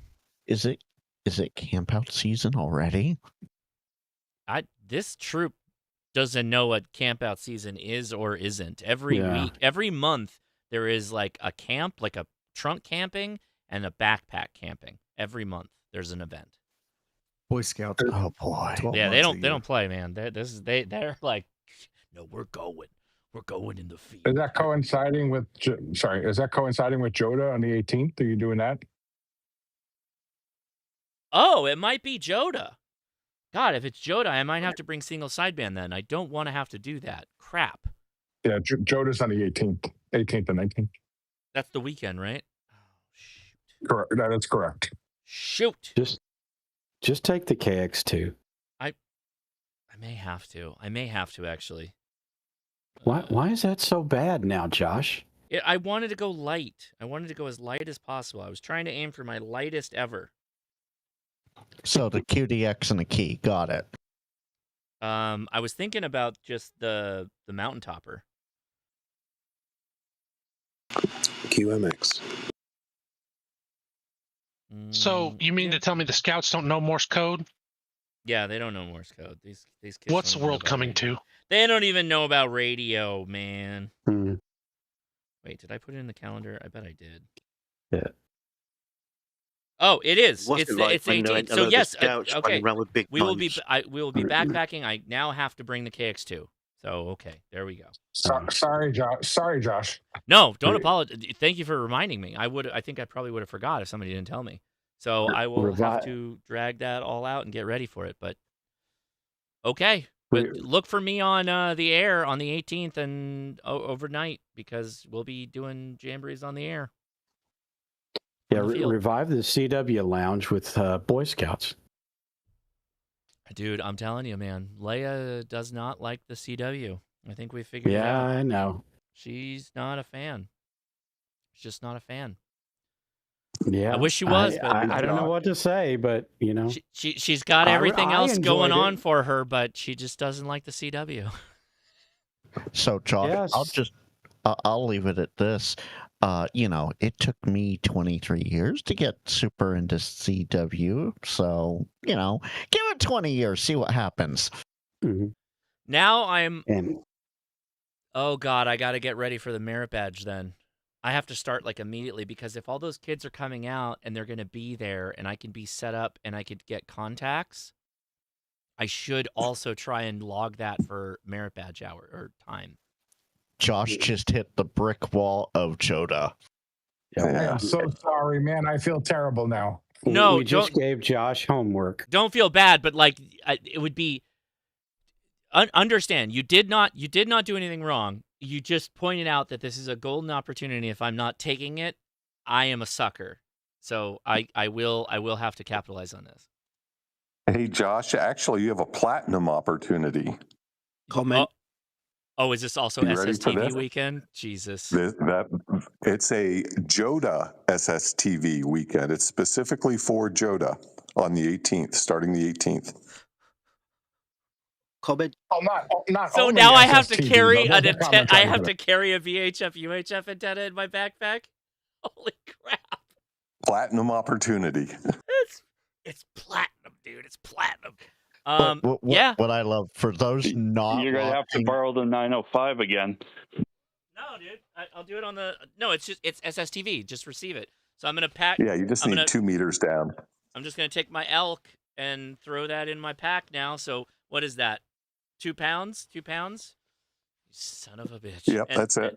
And the N76, and I'll just let it track. Let it do the Doppler and just do it, because it's just received. It's 2 meters down. You don't even have to worry about Doppler.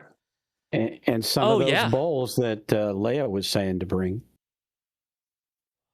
Some of those bowls? No, I'm not bringing. Oh yeah. The I'm gonna bring a full Chinese hot pot for the camp out. That's right. Yeah. Comment. For sure. Good Lord, I need a Sherpa. Go ahead, comment. Something else for you. That weekend, right, is also an operation that happens here with the British Air Cadets, where they use the their ministry radios that are issued to them to talk to us radio hams on 60 meters. I probably won't have a 60-meter antenna. No, I won't have a 60-meter antenna. I'll have a 40 at lowest. That's about it. Isn't Jamboree? Sorry. I was just going to say, Mike, do we have the same frequencies that you do? There are 1 or 2 that overlap, so it's you can, but whether you'll hear anybody, like he says, it also 6 is a bit weird, isn't it? But right. If you hear some very odd stations with young people on with very weird call signs, that's the Air Cadets. Normally they use ministry stations and only talk to each other. They've got military call signs. So, but as we've got 60 meters, they're allowed to actually communicate with us as long as we follow the same format. Which is pretty similar to a contest. Yeah, they've got ministry calls. They've got military call signs. So, okay. Comment on the 76. The 76. Which one? N76? Yeah, the N76. Yeah. The Vero's Bluetooth app is, especially for the Android, they have nailed like what modern ham radio should kind of look like. It's rough around the edges, but like kind of look like you nailed it. Yes. Go ahead. Sorry. Perfect. No, I'm just saying, like I've pretty much got rid of all my other radios and have swapped over to VGC radios for VHF, UHF. I don't do a whole lot of it anyway, but they almost nailed it for what it should look like, especially with the packet bursts, texting, and stuff like that. Like if you're into emergency comms, like I'm not really into it like some people, but I think it's very handy to have that. And I think that's radio should shift that way in some aspects. I have said, actually, I think everything I've said is coming to fruition. Years ago, people were asking me, what does the future of ham radio look like? And I said it's going to be advanced interfacing options. So leveraging connection to a radio to a phone with phone applications. And we've seen that with Radio Mail and APRS Droid and APRS.FI on iOS. But then the N76 is taking that to kind of like the next level with fully integrated different services all on their one radio because they're controlling it all. So when you're running an N76 and you click on the little messages button, you will not only see APRS messages, but then intermingled within that, you will also get SSTV downloads. Like it will just show up and it's right on your phone. And then it's right there. You just click on it and go like, yes, this is it. I did the whole thing. And it makes it super simple. The integration is what made Apple so powerful as a phone platform and devices, and amateur radio is such a disjointed space that even just a touch of integration, a little salt and pepper on the top of it, is like amazing. So yeah, a little bit goes a long way here, and I like all of it. I think it's been a lot of fun. N76 is great. I like both apps. I think the iOS app got an upgrade too, and it's even better now. But Android's still the best, I think. Go ahead, Rob. I was just going to say, I think a better example of that is Marcus's apps. Right, he's got apps for almost every different manufacturer. Right, I mean, in terms of your integration, right? I mean, he's taken that to the next level. Now, I think I would point to that as being like the end, like not the end game, but the very high end professional side of it, because his apps are not cheap. Like if you want to get that on an iOS device, you're right, they're not. Those apps are like $50, $60, $70, $80 depending on, like I have it on my phone and my computer in my office, and I think it was $80 a pop, maybe a little bit less than that. That's not cheap, but worth every dollar from my point of view. They're super solid. They are really nice. Plus, you only buy it one time. He doesn't have a subscription model. So, I mean, other apps, you over the 5 or 10 years you own it, you're going to pay more. So, if you have a Flex, that's no longer true. Damn it, Don! You should have made it a joke. I'm like, is this the time where you make the Flex joke that now you have to pay a subscription model? I was just talking about Marcus's apps, not what Flex and Texas. No. With Marcus's apps, you will have to pay Flex for the additional features before Marcus can actually implement them. If he implements them, the radio will deny them if you haven't already paid Flex for the feature. Well, then let's just talk about Marcus's stuff with either the ICOM, Kenwood, Elecraft, or apps he has. And they're all good. Great. Elecraft too. Great. It's great. He's got all of them now. It's really good. He's the master. That's right. Yeah. Oh, I didn't know he deserves every Elecraft. dollar that he's getting because of how high quality those apps are. If you've ever been, I'm telling you, one of my best experiences, the coolest experience. I'm sitting in a Delta lounge. It was like in. Oh, God, it was in Georgia, so what would that be? It doesn't matter. I'm sitting in a Delta lounge in an airport, pull my laptop out, and I got my this guy actually, right here. I got my little VFO that I'm controlling the radio with, controlling it via my laptop, and I'm using Marcus's software, and boom, I'm back into the radio at home, and I'm chasing a POTA from my home station. So cool. Like, just so freaking cool. That is such... Like, more of this, like, is going to be the future. Like, I know that's just going to be what it is. And honestly, there's going to be dudes who are just going to be taking a G90 level radio. So, not even G90. It's a Hermes. It's a Hermes Lite. Take a $400 radio. Find that weird uncle you got that has got internet out in the boonies somewhere, no noise floor, and just be like, can I put up a radio station at your home? Just a Hermes Lite, QRP. Put up a decent antenna, And you're going to probably work more contacts from that zero noise for station than here where I'm at in the suburbs with, amplifier and all that other BS. Like that's there it is. That's what's going to happen is you're going to have turnkey solutions for remote radio. Well, and here's the other thing, right? This is a small thing, but it's not, right? Anytime that you want to show somebody new something very cool in ham radio, you end up showing them this application that looks like it was Windows 95 application, and you instantly lose credibility. It's just like instant letdown, right? You don't have that with Marcus's applications, right? No, you're right. They are slick. They are gorgeous. They are enticing. Now, I won't say a versus, but how about Richie's software? I don't think I've tried it. Yeah, you have. Theta 64. Oh, yeah. Thetas can be complicated, though. I think it is, but that's the SDR radio. That's so not easy. the software. The software, though, I mean, all the features that software has, there isn't another. And basically, he's implementing most of that in software. It's not in the radio. And that's the reason it's so complex is because of the way the radios are made. And he's got to handle all those features and all those settings in the radio to get the radio to do what he wants it to do. But then from that, I mean, the noise reduction, could Marcus even begin to add the noise reduction that Richie's added to his software? It's just not possible, unfortunately. So, Josh, Jody has a new, as if you needed another project. You're describing that new Airbnb spinoff, AirQTH. I saw that. Yeah, I was going to click it, but we got a super chat from Sean, and I want to take a minute for this because I think he's been wanting to ask this question, and so he's like, I'm just going to pay folding dollar bills to ask this question. Both Meshtastic and DMR use MQTT as its message broker protocol.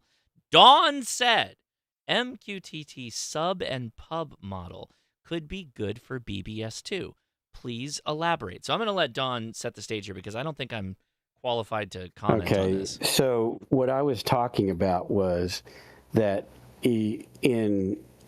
the one thing that all these BBSs, including packet radio, although packet radio back when I was using it early on, had the features, you could actually transfer like forum messages or forums from one radio or one BBS to another. Okay. And so therefore you meshed the radios. So that was FidoNet back in the day. And so what I was saying is, well, wouldn't it be great if we could use MQTT and push our forum messages over the internet so that we could share them among all the BBSs that are running on Meshtastic? But you can't do that radio to radio. You have to use it over the internet or push it over an internet application. I mean, you could do it over the phone if the phone app could do it, but that's the kind of stuff I look for when I see a BBS. I want that ability to go onto a BBS and be connected to the world of BBSs. That's kind of an extension. I'm sorry, an extension of that, Don, is kind of how the packet clusters work, or the DX clusters, because the DX clusters are sharing information in a model to push information amongst all of them. So it's a similar model. It is, but yeah, I mean, it's not doing the same thing, but it's the same model. You're sharing information among all of the various DX clusters.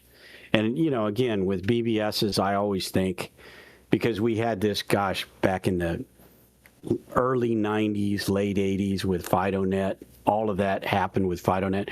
Even mail, you could, like, for instance, I could go on Josh's deal and send an email to Tim up in where Indiana, I think is where Tim is. So, and it would travel from BBS to BBS. And I'm starting to get into the weeds, but it would basically travel over the network to get to Tim, so Tim could receive it. So that kind of thing. And that's the way I like to see BBSs implemented. But now we're almost talking WinLink. Well, No, this yes, is well, I guess in the sort sense of, that like sort of. it's the data path, right? So what Don's talking about is Yeah. a reliable data path to stream data that then can be put into Yeah, no, I get it. some I know repository. what the And yeah. and it's more than email because think of it like a mailing list. So if I sign up for the Meshtastic forum, then Right. all the messages worldwide on that forum would get gathered on that forum, and I could read through them no matter what BBS I'm on. That's the way FidoNet worked. So kind of like RSS. Well, yes, but again, and you could do it with individual We mails keep going too. back to all these like earlier technologies, right?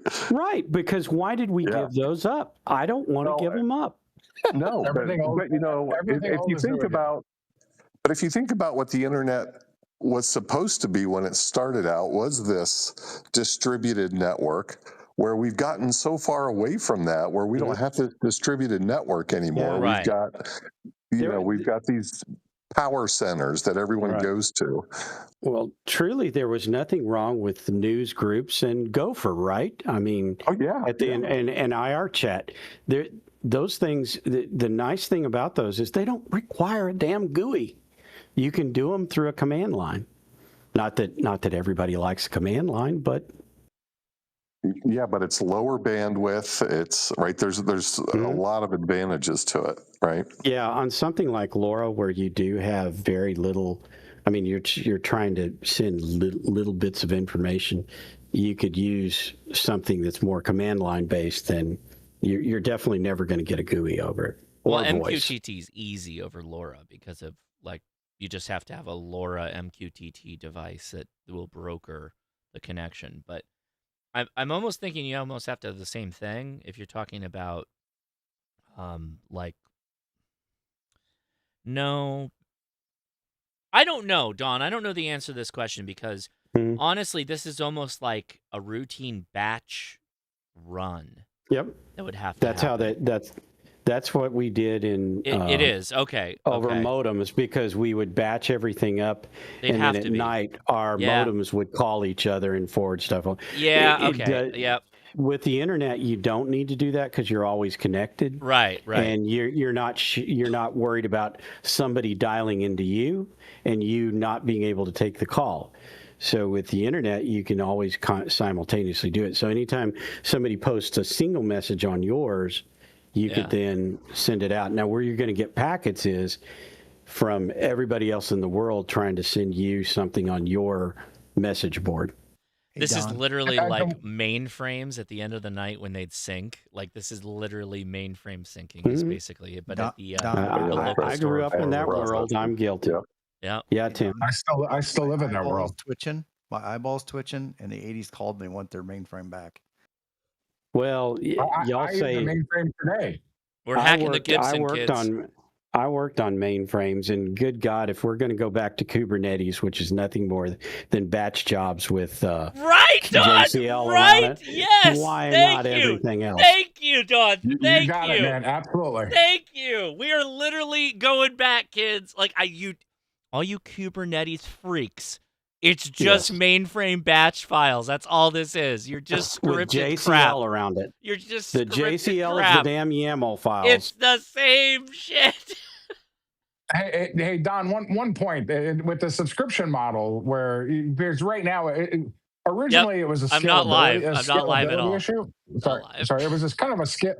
It was kind of a scalability issue because right now, if you got every message in the entire world, it would be you'd be pushing a lot of data. Right. So yes. when you subscribe to just the sort of the geographic or some sub-selection of data, it helps. Yeah. So. No. The way FidoNet worked is I would have a specific forum. For instance, I wanted Meshtastic. And I didn't want Meshtastic BBS forum, right? So I would subscribe to. So yes, there was that model, but it was based on a forum more so than on a deal. And then there was a main system. Sorry, Josh, this is probably boring the crap out No. of people. I'm loving the chat that's going asked, on. But okay. We got radio mails in the chat right now, so we're hanging out. Go ahead, man. I'm gonna have more deep. I got one more deep thought on Kubernetes, but go ahead. And then we'll sure. I'd love to hear your thoughts on it because it's to me it's just like bashing on C++. But go ahead. No, I was gonna say I like service-based systems. I think the fact that we're not doing so the VMification of everything has allowed us to get back to a service-based architecture. And a service-based architecture is exactly what you want in a lot of cases for a lot of things. You don't necessarily want a bunch of like bloated, heavy stuff that you're just carrying on your operating space, your terminals that are doing something. The user's doing something, and a lot of the stuff I'm working on, like it is some heavy, heavy processing. I'd much rather just throw details at some service that goes off on its own to its own VM and does its own thing and then comes back. And so Kubernetes in a distributed environment is fantastic. And it is true. It is basically a mainframe. It's more agile than that. That's true. But it's kind of that thing. It's that you got a dumb terminal, dumber terminal that says, hey, I got this stuff that I want you to go crunch the numbers on, or I'm giving you this details and you're going to go take this and point it at some, you're going to have sensors that will go off and do something and pull data off those sensors for X amount of time and then send me the result. I don't want to do the processing. I don't want to do any of the work, if you will. I just want the end product. And I'll tell you if that was a pass or a fail. And then you can either modulate, change, whatever, and then we'll reassess. But that's exactly what this should be. That's what it should be. Well, I mean, mainframes really were a series of boards in there with CPUs and memory on them. And there was like 8, 10, 12 of them in there. Right. So if you think of that as a rack of servers, hell, it's the same damn thing. But now you just take that and you go with the VM-based systems where you can spool up a VM that will be the hardware you need for a particular service or process you're going to run. It will be perfectly sized, assuming you got smart people that are doing it, and then it will go off and do it, and then you get the results back. That's literally kind of the perfect situation for a lot of this stuff. Yeah, and what Docker is just a really small piece of code that you go through with with the YAML files and you kind of hook them together. And that's kind of neat because you can write a MySQL container and then you can use that MySQL or Nginx or whatever and hook it to pretty much anything given that you specify the hooks correctly, right? And then when you release it, then Kubernetes will go, oh, okay, let me see. Oh, that thing over there has free CPU cycles. Run over there, Nginx. And then everything else in the system doesn't worry about where it's running because it's all hooked together. It's a cool concept, but... For the record, not even an hour in, and we're deep into this. Where is Mike? Damn it. Where is Mike? And we Mike, haven't even touched on the bastardization of Kubernetes yet. Mike doesn't even want anything to do with this. I know. He's living his best life right now, not thinking about any of this nerd crap. There's no way that this is in his wheelhouse. The irony is I work on Unisys mainframes, which used to be Burroughs mainframes. And so that's what I work on today. I still work on those. And I do other things, but that's mainly the system I support. And the irony is that, Don, you were talking about the boards. We actually run on commodity hardware, so it's really virtualized. So we run on the processors are just standard Intel hardware, but the operating system has a layer in the middle to do the handle of virtualization. So it's not quite a hypervisor, but it's kind of a hypervisor. It's kind of their own hypervisor, and IBM does a very similar thing with their big 360 operating system. So it just runs on virtual hardware nowadays. Yeah. Now, do you want to explain to the kids what a hypervisor is? No, I'm kidding. Well, I'm kidding. I'm It's what runs the VMs. If you've used VMware or anything like that, that is the hypervisor. VMware is the hypervisor. It's the hardware that somebody else owns. It is. It's the hardware that Oh, somebody else I know, owns. you know, Don. I was saying for the. Okay. You said explain it for the kids. I was explaining. I was just giving No. one So sentence. I'll tell you what it is. So when somebody says the cloud is just somebody else's hardware, that other hardware is a hypervisor. It is the hardware that is running the VMs that you are accessing for the cloud. So there you go. Yep. There's a secret sauce. All right. So I'm going to back things up a little bit before we go talk to our YouTube friends. I want to go back to the clockwork. So I had my intro for the people that were watching. So here is my uConsole in all its glory. Still cooking on some ADSB. So would a ham? Is there a ham here that's like I have to own this right now? If you don't already own one, are you enticed to own one? Should ham radio operators have a uConsole? I'll tell you who should have one of these, but then I'm Why, Frank? Yeah. Go ahead. Why? It looks cool. It looks nice.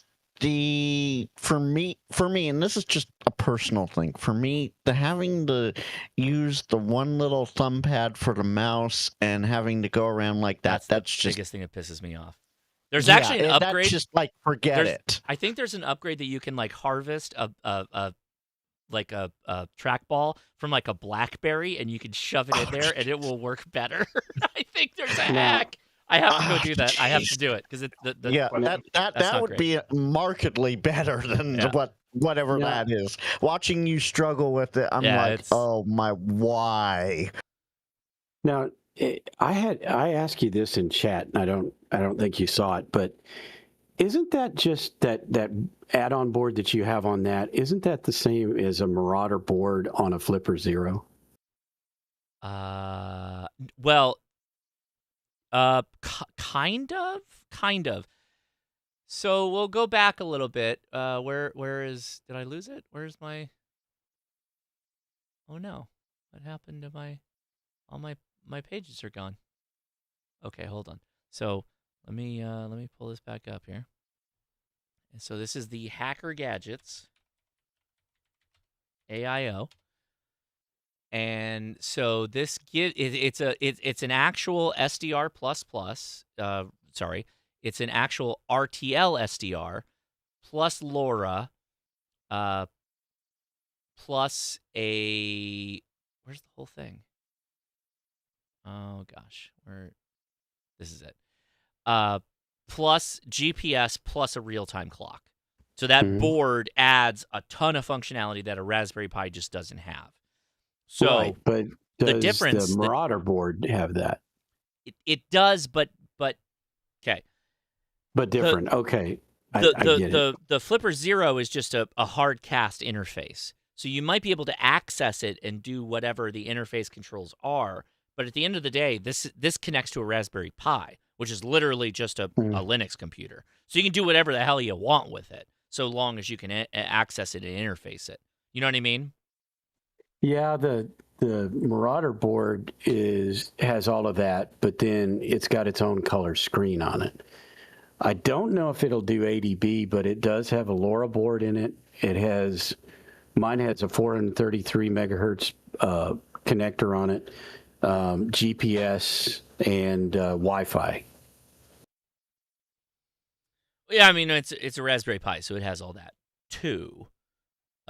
Yeah, the difference is that I don't think the Flipper is the same as a Raspberry Pi, and the hacking capability I think is higher on the Flipper, but the thing is I'm not real good with a Flipper yet, so I may be way off here. So there was a question, what do I think of the Porta RF? So I like the Porta RF a lot, but you know what you do with the Porta RF, like I'm just looking at data right now. I can record locally and you can do some replay stuff with it, but what you would have to do is port that into a computer. So you'd have to have a laptop to connect to it to be able to do the things you wanted to do, versus the uConsole is a computer, so you would just do the things there. You know what I mean? It's this weird borderlands of, you got a cool sensor and then you have to connect it to a PC to do the heavy lifting.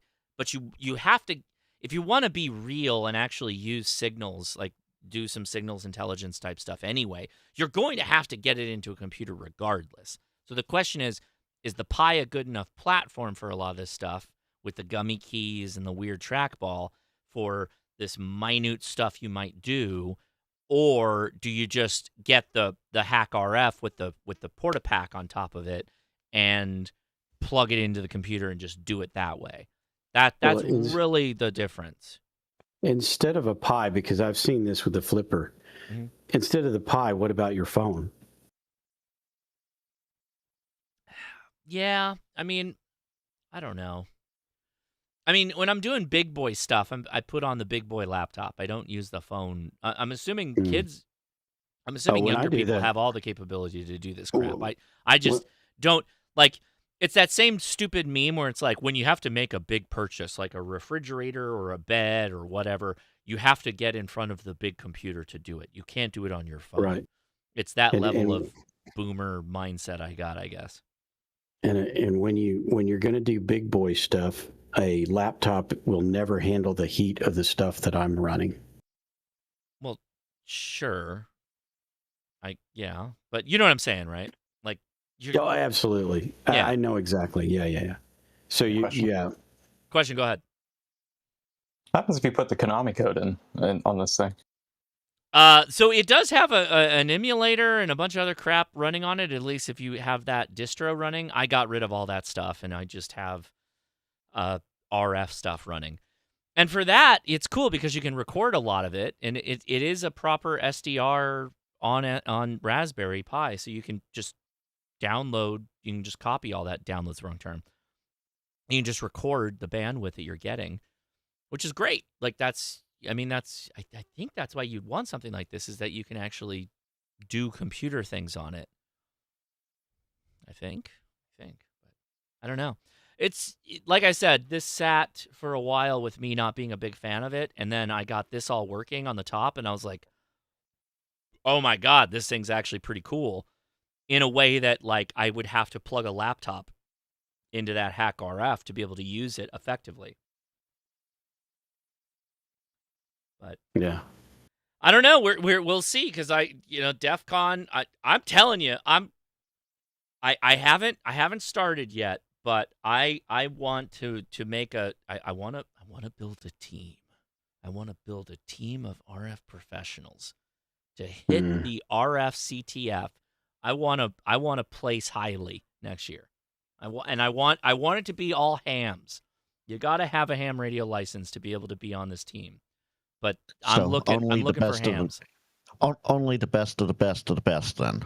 Well, I mean, I'm sure most of the people that are already doing the RTF or the CTF is already a ham radio operator. Okay, fine. The top men. That's right. We have top men, and you know what? That's we're gonna name the team Top Men. We have top men working on this. Because it's from Indiana Jones. Damn it! It's a joke. Yes. We can't take everything away. I get it. It's top people normally, but for this, it's top men. And you know what? We can have ladies. It doesn't matter. It's a joke about Indiana Jones. It's not exactly. It's not to be offensive. It's a movie quote, and you don't change the quote just for gender. Yeah, but talk to me in 9 months. We'll see Disney if will. I'm still thinking about this. Oh, sure, they'll do that. Ham elites.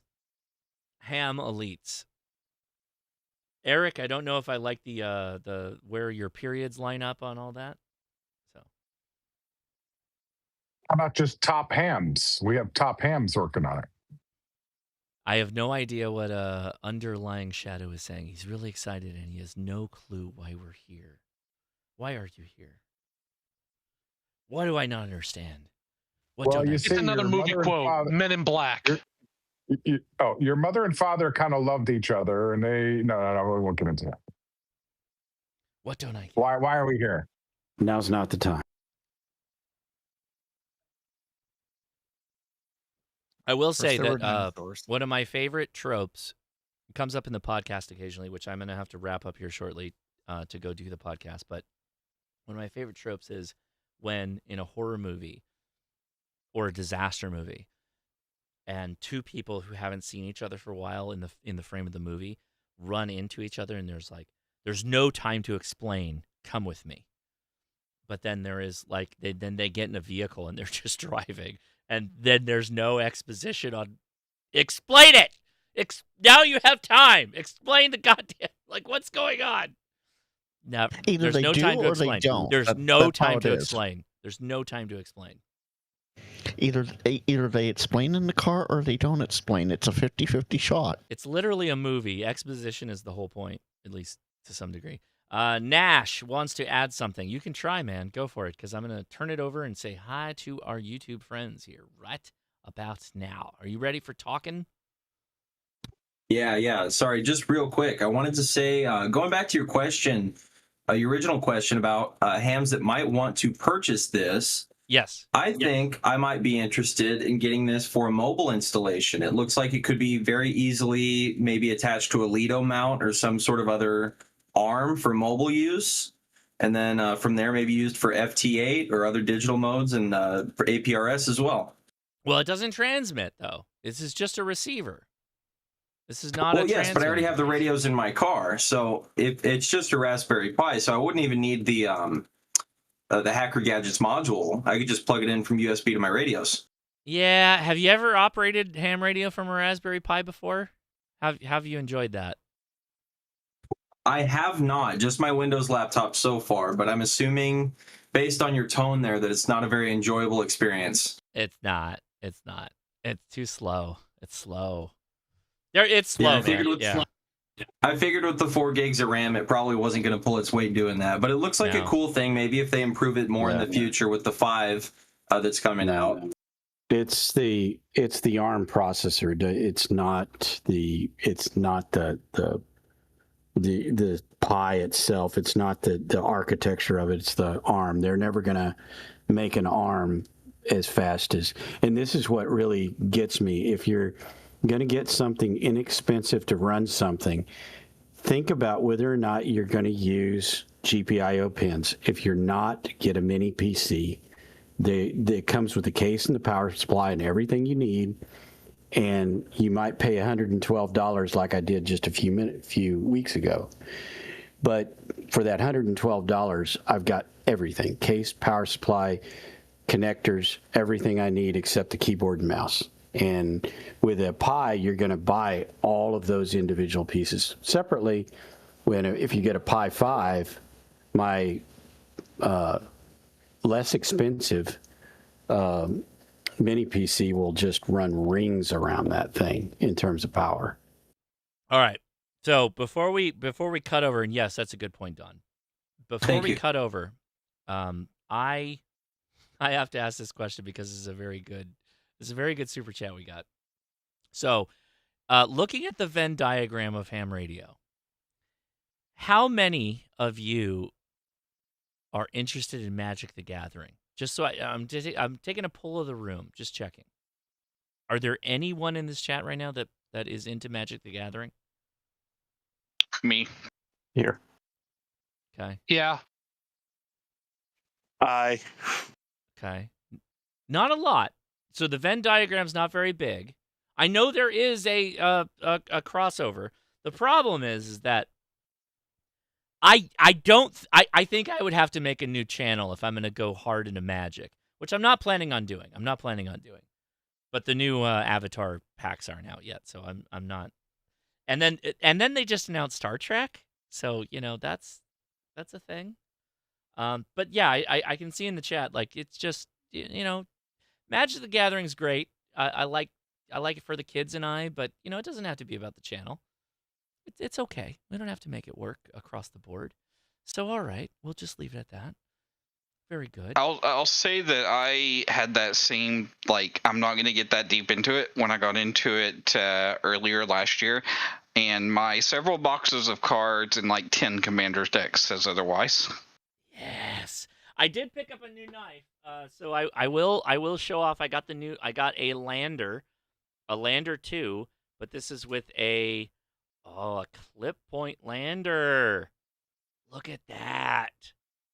And it's got the paper micarta scales. Oh yeah, dude. This is sweet. So there's your Venn diagram. Where did the knife boys show up on the Venn diagram? Oh. And a lander 2 is a big on all lander. the sides. It's a big lander. It's a bigger knife. Like that's my whole hand. Yes. Oh yeah. Love that. All right. Love that for me. All right. Let's start at the top here. Oh, list is good at this point. Now, Sean, you have dipped into a space where this goes. Sorry, I said Don because I was thinking Don in my head. Sean said, this is something that Don and I have talked about for a while, is how do we figure out how to play D&D over amateur radio? And I don't know how to do it yet. Warhammer is almost impossible with the measurements because you'd almost have to have a direct copy or clone of the army you were fighting. That doesn't make any sense to me. I don't know how that works. You'd have to have some weird computer camera BS virtual thing. But D&D you could do remotely. That seems like something you could do. It's every once in a while we talk about it. It has not gone anywhere. But D&D over ham radio would be freaking fun. That would be cool. It would take forever. It would take 5 ever to be able to do it, but at the same time, hilarious. Oh, JSA call. Because it could be like a mud. Mm-hmm. Oh, it could be like a mud. And then I could live stream. I could live stream the dungeon with the overhead.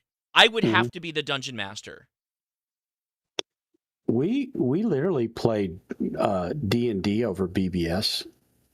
But we could do this over HF, Don. Oh, sure. JSA call. It's just basically people talking back and forth. That's all it is. But then you could talk on Discord for flavor text, but your like actual character moves, we'd have to do on JS8 or something like that. Sure. If only maybe we can get the guy that's modifying JS8 call to put a dice roll in it. I would just roll the dice for you. I would just roll the dice if I just overhead camera do it. Or use an app or something. Dude. I play Risk with about 10 people, friends of mine. I play Risk pretty regularly, and we have a tournament and the whole bit. We have like 6 hams in our group that play, of like 12 people that play Risk. So there seems to be some crossover. I don't know why, particularly, if it's anything unique about hams and playing Risk, but we play a lot. A lot of us are hams. I'm so out of this space though. So like, are we just doing Forgotten Realms, kids, on D&D 3 before 4? Is D&D good again? Like, I don't know. I don't watch Critical Role or anything like that. 5e is okay. Yeah, 5 is good. Is it? Yeah. Yep. I hated it or hated the idea of it after 4, and then I played it, and it's good. Okay, we got to figure. We got to put this. We got to talk about this some more. Because I feel like I could set up a dungeon on the overhead, but I don't know. I don't know if that's right. I don't know if that works. If you want, and if I can find it on Facebook, there is a forum for D&D over ham radio. Shut up! Yes, okay. It's been there. It's been there for a while. Yeah. I do want that. I want that. Okay. I want that. Yeah.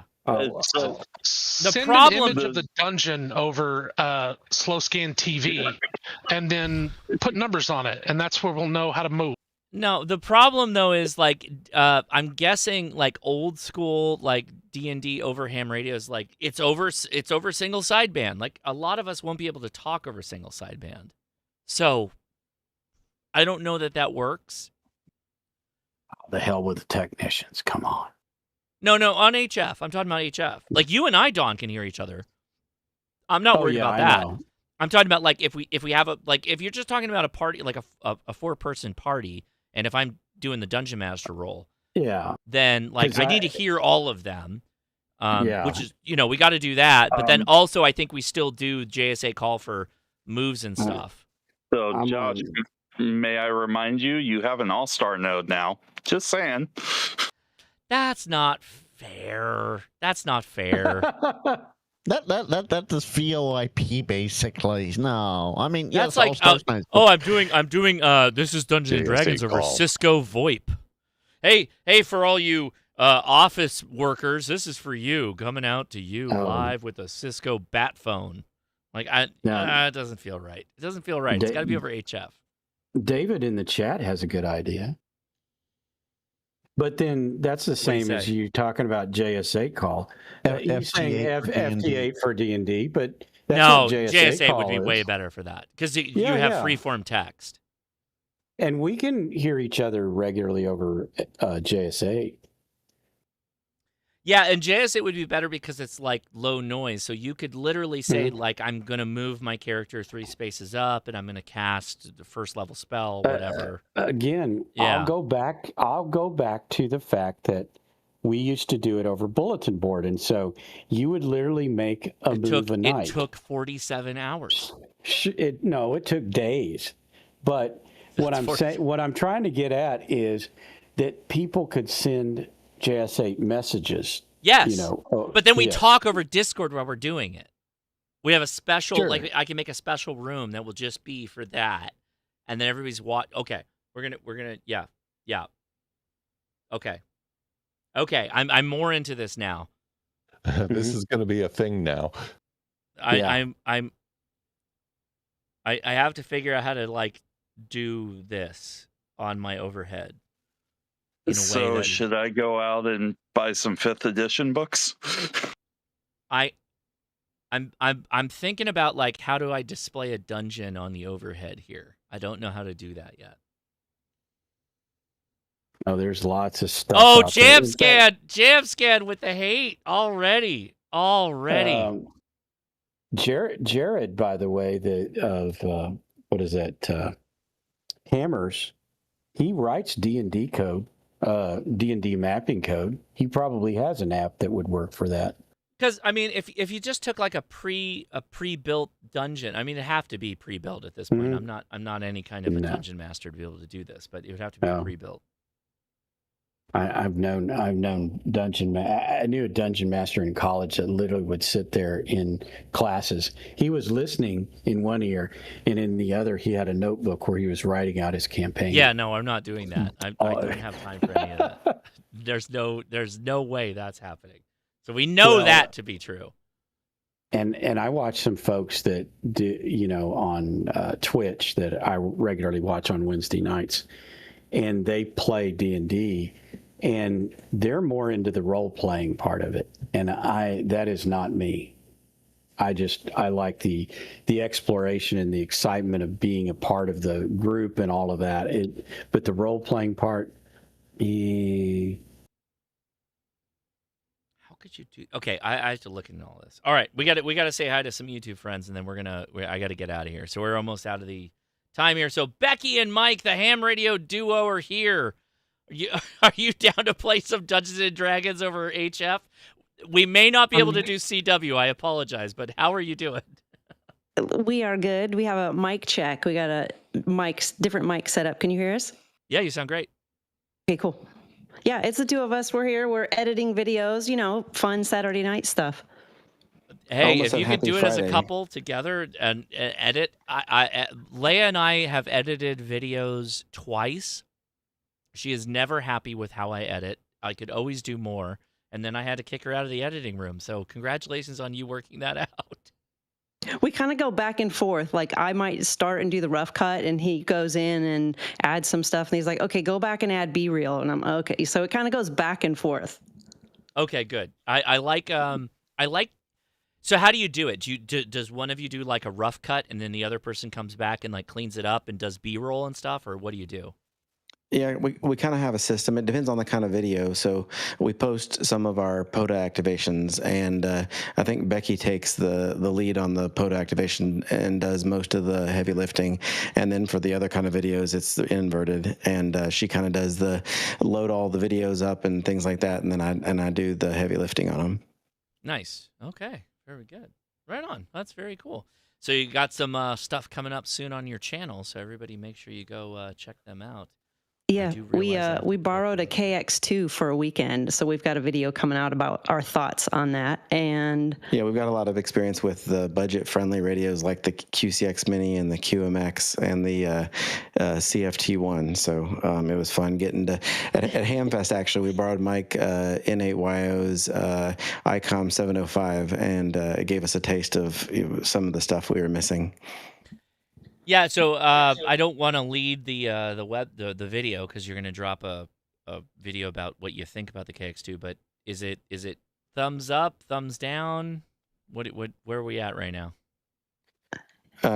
Definitely thumbs up for sure. I think that the big takeaway from me, and I don't mind not bearing the lead, is that one of my questions was like, should we be content with one of our budget friendly radios? Or are we just totally missing out? And we actually had a serendipitous experience right after we finished the video. I did a POTA activation, and we ran out of battery on the KX2 and quickly grabbed the CFT1. Yeah. And from doing the POTA perspective, I couldn't even tell before or after. Yeah, it didn't matter. It's just a matter of, what you have. Do you want all the extras? Sure, go get them, but you don't have to have just as much fun. Yeah, but we did play with some of the features that are just not available on those kind of radios, and they're super nice, and it was definitely high quality. But yeah, okay. Well, look forward to their video coming soon on that. So thank you guys, appreciate you. Yeah. Last thing is we actually released our antenna. You can pre-order it. So at our shop, we're shipping out end of October is when our first batches go out. But K8MRD did a good review, and we said, okay, if he's going to put it out there, we've got to be ready to ship them. So you can drop the link to where people can sign up. I just dropped their website. Perfect. Okay. Is that they can find it on the website? You can. If you just go to shop.hamradioduo.com, it's on there too. Okay. And there's a link on hamradioduo.com, but the more direct link would be shop.hamradioduo.com. Very good. All right. Well, thank you both. Appreciate you. Yeah. Thanks for having us. Thank you. Yeah, thank you. Next is Chase, Ham Radio HQ. What's going on, man? Are you there? Hear me? Yes, go ahead. All right. Well, I've had a busy last few weeks. Last weekend, I actually flew down to the Dallas Aviation Expo with a friend of mine who just got his private pilot's license, and ended up filming a video down there at the Aviation Expo about this group called Operation Airdrop. It's a pretty cool deal that they have. Basically, they fly supplies and stuff into different disaster areas, and he's just kind of talking to the guy that kind of runs the program. He's wanting to try to figure out a way to get ham radio involved in it. He's not a ham himself, but so I'll be hopefully talking to him about some ways to be able to get ham radio involved with it and get some more people helping them out through our services as hams. And then also this week, I dropped 2 new videos on the government shutdown, one on the effects of the shutdown with POTA in national parks, and the other one is about the one that I just dropped today about licensing and how all that's kind of being derailed right now during the shutdown. Yeah. And then lastly, next weekend, I believe I'll be attending the SparkCon, which is the ARRL Midwest Conference. So I'll be driving about 5 hours up to Sedalia, Missouri, and doing some camping and attending that Hamfest. Nice. All right, well, make sure you get on the air where you're out there camping. So thanks for joining us. I appreciate it. Yeah, we'll try to do some POTA while I'm camping out there, and maybe I might try to drive up into Iowa and Nebraska since I haven't been up there yet. Okay, right on. All right, next is Rob, Digital Rancher. I think I heard him earlier, so I hope he is still sticking around. What's going on, man? Yeah, I'm still here. Hopefully you guys can hear me. I can. Hearing you well. Excellent, excellent. Well, let me put a bow on a couple of things that we talked about a little earlier. First of all, the new Heltec V4s are shipping. So mine hit the mailbox today. So we talked a lot about Heltec V3s. Yeah. The V4 is now out there. So grab the V4 over the V3 if you're looking to pick one of those up. Also, we talked a little bit about SSTV earlier and the JOTA thing. There's actually SSTV going on right now, and that is in celebration of World Space Week. Wow. So, all right. Between now and Thursday, you can, they've got 12 images that they're pumping out from the ISS. I love it. Okay. Yeah. So those are a couple of good things there for folks to check out. Other than that, just been having fun doing the live stream thing. A couple of weeks ago, we did some capturing and decoding of satellite telemetry live. That was pretty cool. That was fun. And then this past week, we took some of those SSTV images that I had captured earlier, and we processed those on a Linux machine from a file. Now, if any of you guys have played around with SSTV, you know that those are all kind of set up to take live data, and you have to do some jiggering to feed a file to them. So we worked through that. So that's been a lot of fun. So good stuff all around on the live stream. So if you guys are interested in that kind of thing, it's Friday nights at 9 o'clock. It's called the Late Shift, and we go as long as people are hanging out. Very good. There you go. All right. Well, I appreciate you, man. I have to try and get some time to catch you on the live stream and see if I can join in on that. So very good. Keep doing it. Friday's a good time. So awesome. All right. Next is Don, N5SKT. What's going on, man? Oh, not much. I actually got the I got that video out finally on my golf cart, so I dropped that earlier in the week. Kind of went through what I did to convert it from LiFePo 4 to, from lead acid to LiFePo 4, and so that was one I was kind of wanting to do, but it's not really ham radio related, but it's kind of related to my property. So I went over that and drove it around a little bit, showed some of the antennas that I have up, the hex beam and a few things like that. Even I'm working on a Signature 9 right now, and I showed that a little bit, but that's kind of the only video I've had time for. I still have, by the way, I was also testing a new phone that I bought. I bought one of the Samsung Ultra 25s, or not the Ultra, but the 25 FE. And so I was testing the camera on that, and it worked great. I thought the video looked pretty good. The only thing was about, I don't know, 2/3 into it, I hit a button and it flipped around, so it was it was pointing up at my chin rather than out at what I was actually filming. And so what you'll see in that section is the pieces of my hex beam going together. And I am going to actually take those photos. These are photos I got from the guy that was putting it together. And I'm going to go over those and explain how that tower actually fits together, which I think would be kind of interesting to some people. So I've got that going on as well. And lately I've been playing around with this Flipper Zero. I still don't quite get it, but I'm working on it. I don't know if I'll do a video on it or not. I certainly won't do it do one now when my understanding of the thing is so low, but I'll eventually get there. It's just work really has me like up to my eyeballs.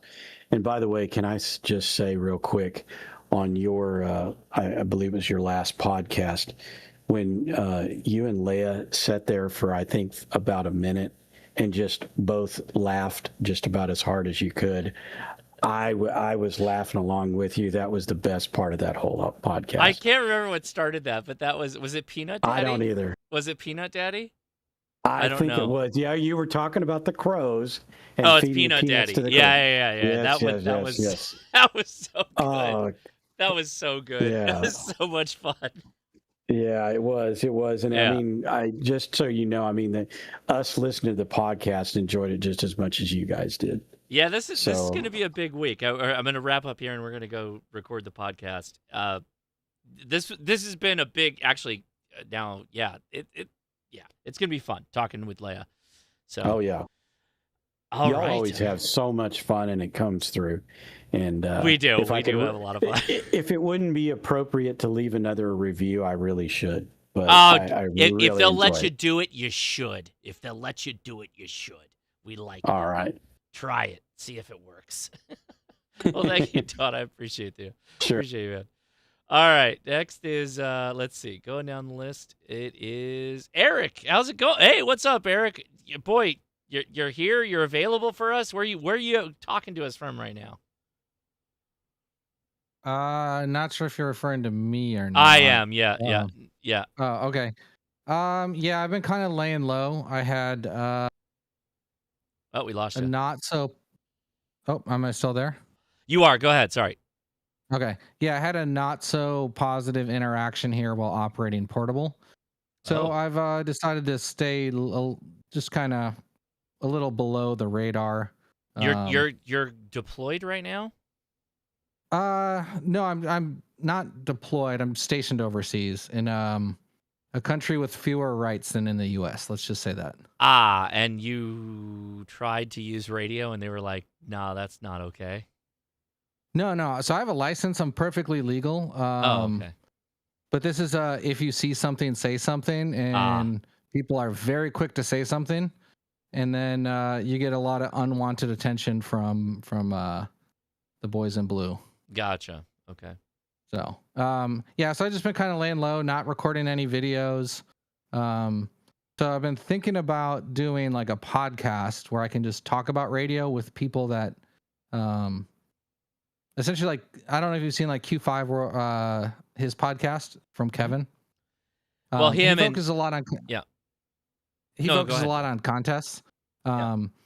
Sadly, I haven't listened to yours, so I'm not sure what you all cover. But I just kind of want to find a slot where I can talk to people about radio and like kind of an interview, like, you know, find people that are experts in their field. Yeah, and so talk to them about it. Let me tell you a secret about podcasting. My permanent guest is my wife, and she's a general, but she doesn't really understand ham radio, so it's always like this bouncing off board that we're kind of talking about. And that's great because she lives in my house. Guests and lining up guests and being able to do podcasts with a guest is really difficult. Dennis Hamdom Thoughts. Dennis Hamdom Thoughts podcast is a beautiful example of a podcast that was just so good, and Dennis was really good at interviewing people, and he was just so energetic about the hobby, and he's active in the hobby, and he got good guests on. But even he was like, dude, this is too much. And even if you talk about the Ham Radio Workbench has guests on, but they can always fall back on just having the core nucleus of people talk. And that is still a fantastic podcast every time you do it. Love that. Josh, microphone. Time. Okay, I'm going to reset my mic. Hold on. It got worse than it ever has. So, yeah, that was. So, yeah, while you're fixing your microphone, like, yeah, I'm not 100% set on a podcast. I'm trying to figure a way where I can be out there doing radio without putting myself on the radar where I'm at. So, like, I'm still on the radio. It's, I can still play radio at home. Did a couple sat passes, got a couple new DX entities this weekend. Just kind of trying to not include my call sign with it and stuff like that. So I don't know if you. Yeah, it got bad. You want to shoot me a message on the side. Let's talk. Are you good? Okay. Everything's good. I don't know. Oh shit. Okay. Yeah. No. So I'm operating like within the lines of the law. It's just I got some unwanted attention that I don't want to have to deal with for on multiple levels. So I'm just trying to find a new way where I don't want to put out videos of me operating and then have that be used against me. Well, if so you it's need just- anything, reach out. I don't know that I can help necessarily, but if you need something, I'm always there for you, man. So if anything comes up, let me know. Okay, yeah, it's everything will hopefully be good. It's I'm just operating a lot more from home instead of portable now. So Okay. And yeah, I'd like to find a way to stay active with like the ham radio community. So I don't know if a podcast is the right solution, but I know that's at least a way where I don't have to video my radio, on air time. Yeah, I hear you. Can you live stream from where you're at inside your house? Yeah, I can, but I would prefer not to advertise. I mean, like, it's hard to explain. I'll message you offline what happened. Yeah. Okay. Okay. Cool. Yeah. It's everything should be okay. It's just it's ridiculous. Yeah. Okay. But yeah, Well, I can live stream. I just don't want some I don't want it recorded and like used against me for anything. Okay. All right. Okay. Yeah. Let me know if I can help. As always, I'll do whatever I can. Yeah. But I don't know that I can help Yeah, you. You got good control of your sucks life. You seem like you got your head screwed on tight. So I think you know what you're supposed to do. Yeah, and I had a couple videos recorded, and I just and all the videos that I already put up from being here, I took down. So I just wow. Yeah. Oh, so that kind of thing. Okay. All right. Yeah, let's talk offline. I bought Legos, so I'm probably going to get into Legos now. So, have you considered Magic the Gathering? No, I have not. You might want to. Eric's a nerd. He's just not that nerdy. Oh, okay. Magic the Gathering is like surface level nerd. Underneath that is D&D nerd. Underneath that is like 40K nerd. 40K is nerdier than D&D. I know. I just played had to give you a hard D&D time. one time, and a half hour in, I was trying everything to just suicide my character, but all the other characters like rallied around to try and like keep me alive. It was the most annoying thing in my entire life. Like I just want out. I want out immediately. They're like, your stats are so good. You rolled awesome stats, and I'm like, I just want a beer. Like, I just want to go get drunk and play video games. You can drink while you play D&D. That's some of the best drinking ever is playing D&D while drinking. Are you kidding? They told you can't drink while you play D&D? No. I think if I were drinking when I played D&D, it would have been worse. That's all I did when I played D&D was drink. That's the whole point. It's supposed to be a fun, relaxing thing you do with buddies. You drink. Yeah, maybe I just sounds like have Eric the right needs crew. a new DM. Yeah, sounds like it, man. Oh man. Okay. Yeah, maybe if we can, if there was like a, D&D meets Chips challenge from Windows 3.1. Chips challenge. Yes. Yeah. I remember Chips challenge. Yeah. Okay. All right. Right on. Oh, I realized I screwed up and I didn't have your page up, but go check out Eric KH6WY. Go subscribe. Everybody watching, go subscribe. Then we'll just stick along with our buddy here. He's a good guy. He taught us about Green Cube. He was the one we had on the chat for Green Cube. Sadly, Green Cube has passed away. But Eric, keep doing what you're doing, man. You're gonna be good. All right, cool. Yeah, I appreciate it. Thank you, man. All right, next is let's see. Who do we have next? It's Frank. How's it going, Frank? Yeah, it is Frank. Let's see if this comes through the see if I have this all set up right. Did that come through? What? No. Okay, darn it. Well, I was trying to Morse code, but apparently it didn't come through. There was no Morse code that came through. No. Yeah. I had everything set up and ready to go. Okay. Well, anyway, I am on my Morse code journey officially now. So it has been quite interesting. A couple weeks ago, Mark over at Soda Plus helped me figure something out with my CW paddle that I had. Becky and I from Ham Radio Duo were talking offline, and Mike and Becky sent me one of their straight keys. to use. And I have been practicing quite a bit with that. My Q and AMA from last night actually was you got a good bit of CW in there. So go check that out.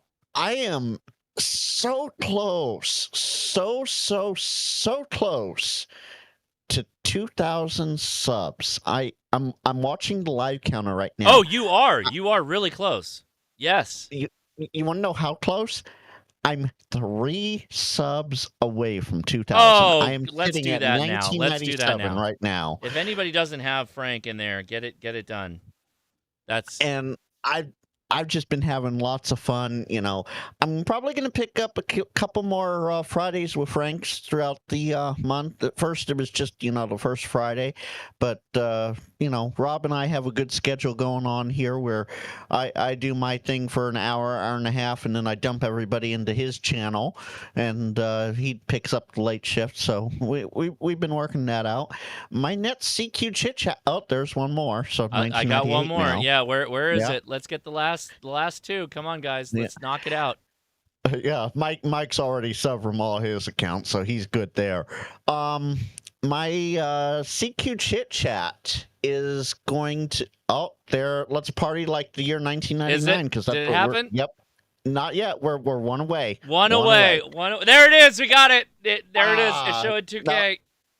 It's not showing on my end yet. It is on mine. Live counter. It's on mine. Oh, your video's delayed a little bit. It shows 2K on your channel. It shows 2K. It just rolled over. Yeah, Frank. There we go. 2K was me on my my alternate account. Oh, thank you, Eric. It's much Eric appreciated. Eric got you the rest of the way there. There you go, man. And it keeps going. We're in 2002, the year I got my ham license. There we go. Anyway, so my upcoming CQ chit chat is going to be quite an interesting one. We're talking very quirky battery operations. Oh, and that probably came across if my audio was set up right. I just got a notification on OBS that I got new subs. Anyway.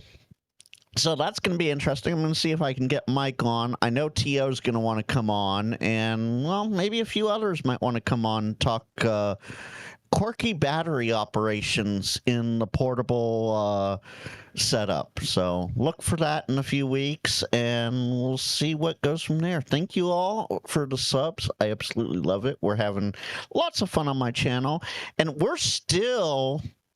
Every Thursday night, we're still having Who's Jammin' Frank in Northern California SwapNet in the Sacramento Valley. Yeah, So that is gonna always be lots of fun. But you can go out and have fun. And I'm actually doing a lot more shorts from my live streams to fill in little gaps throughout the week. So I'll have a bunch of shorts coming out over the next. Literally, I have a whole week scheduled with shorts, at least one a day. So I need to be do lots more of fun shorts. there.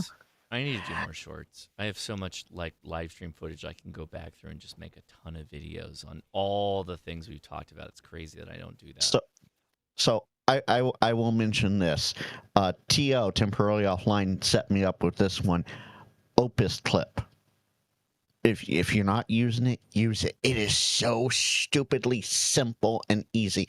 Granted, you need credits to get the stuff imported, but after that, it is so stupidly simple, easy. I'm like, why didn't I learn this before? Send me the link. Send me the link on the I'll send you a link. Send me a DM. And when we're done with and by the way, a big thank you to you, Josh, for helping me set up my. It's going to be tested with CQ Chit Chat. Okay. Big thank you for helping me set up the new way to have guests on. So I'm not going to use Restream Studio. I'm not going to use StreamYard Studio. I'm going to do it the way you do Ham Nation. Yeah, dude, So- it's pretty slick. It's pretty slick.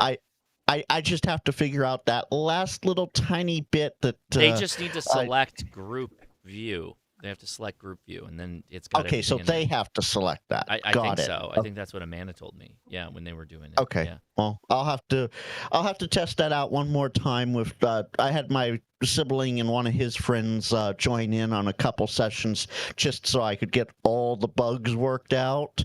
And I think I got it all worked out. Chase, I will let you know in, well, okay, I'll tell you here. Video Ninja. That's what I'm trying out. And it's quite interesting, quite fun. Yeah. So really there good. you have it. And I hear Adam, Mark, and Dee are all having a great time hanging out, eating dinner, and I think camping tonight.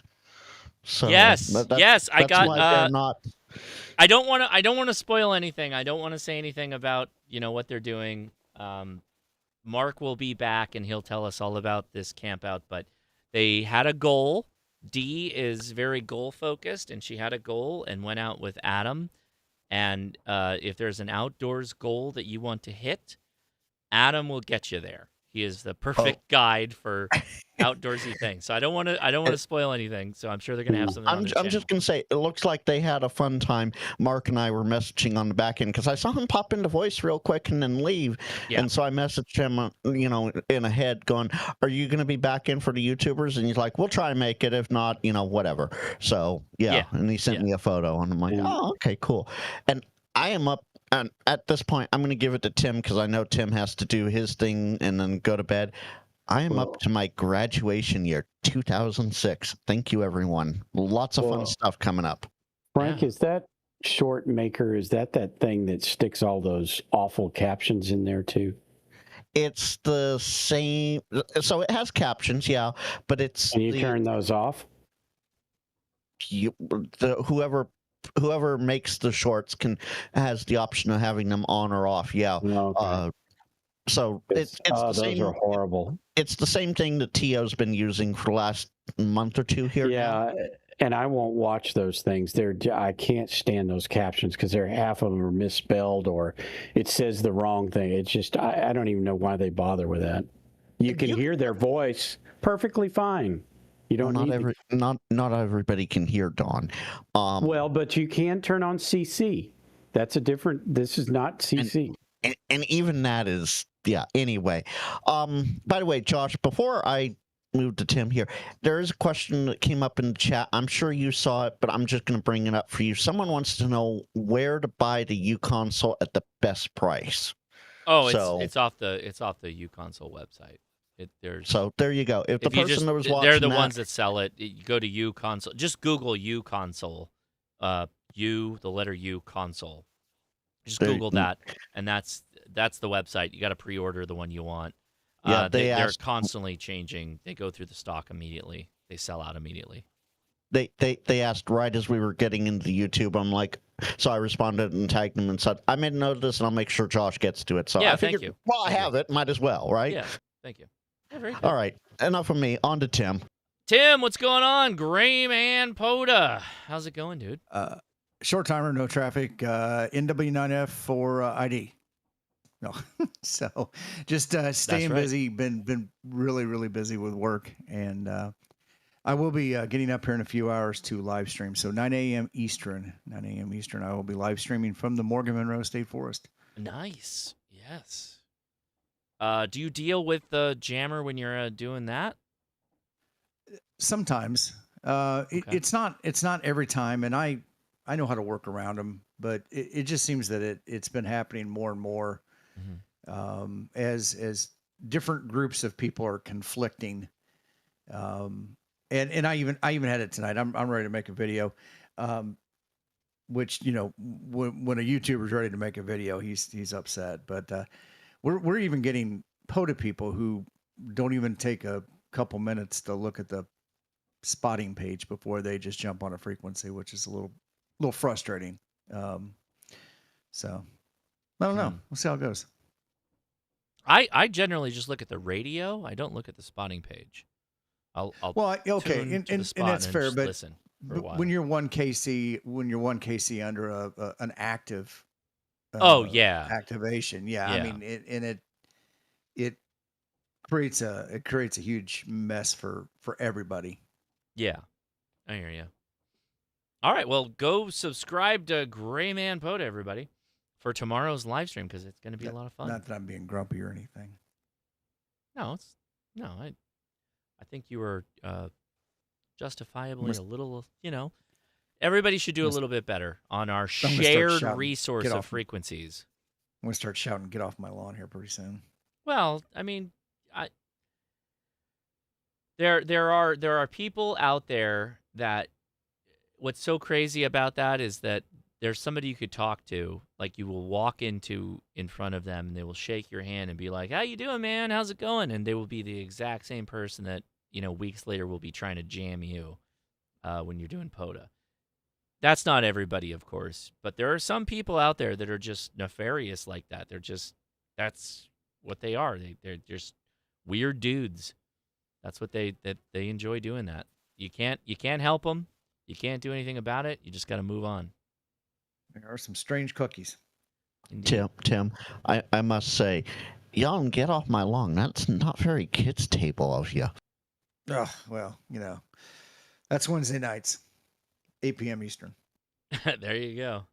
All right, next is Boondock Echo. Echo.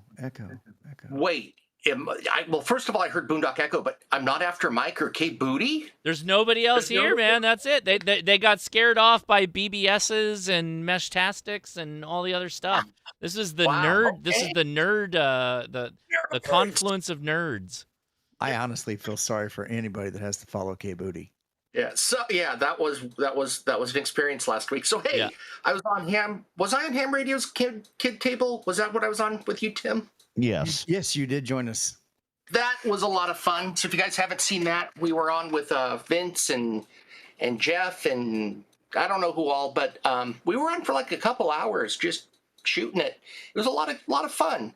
And on there, I said I'm not going to make any videos for a while. I'm going to focus on commercial. But then I went to install a J-pole antenna, and there was all sorts of common mode on the line. And now, dang it, I think I'm going to have to do a Bazooka Balin video. Okay. So, nice. Yeah. Nice. Yeah. There's a bunch of Boondock Echoes available for sale in the store. Casey is on a little camping trip, and he'll be back soon to finish the firmware. That's pretty much it, man. I did have an idea for you, though, Josh. Okay, I'm listening. For the radios on the camping trip. Oh, okay. You can still have a light pack and have single sideband and huge antennas and all this other stuff. You have kids, man.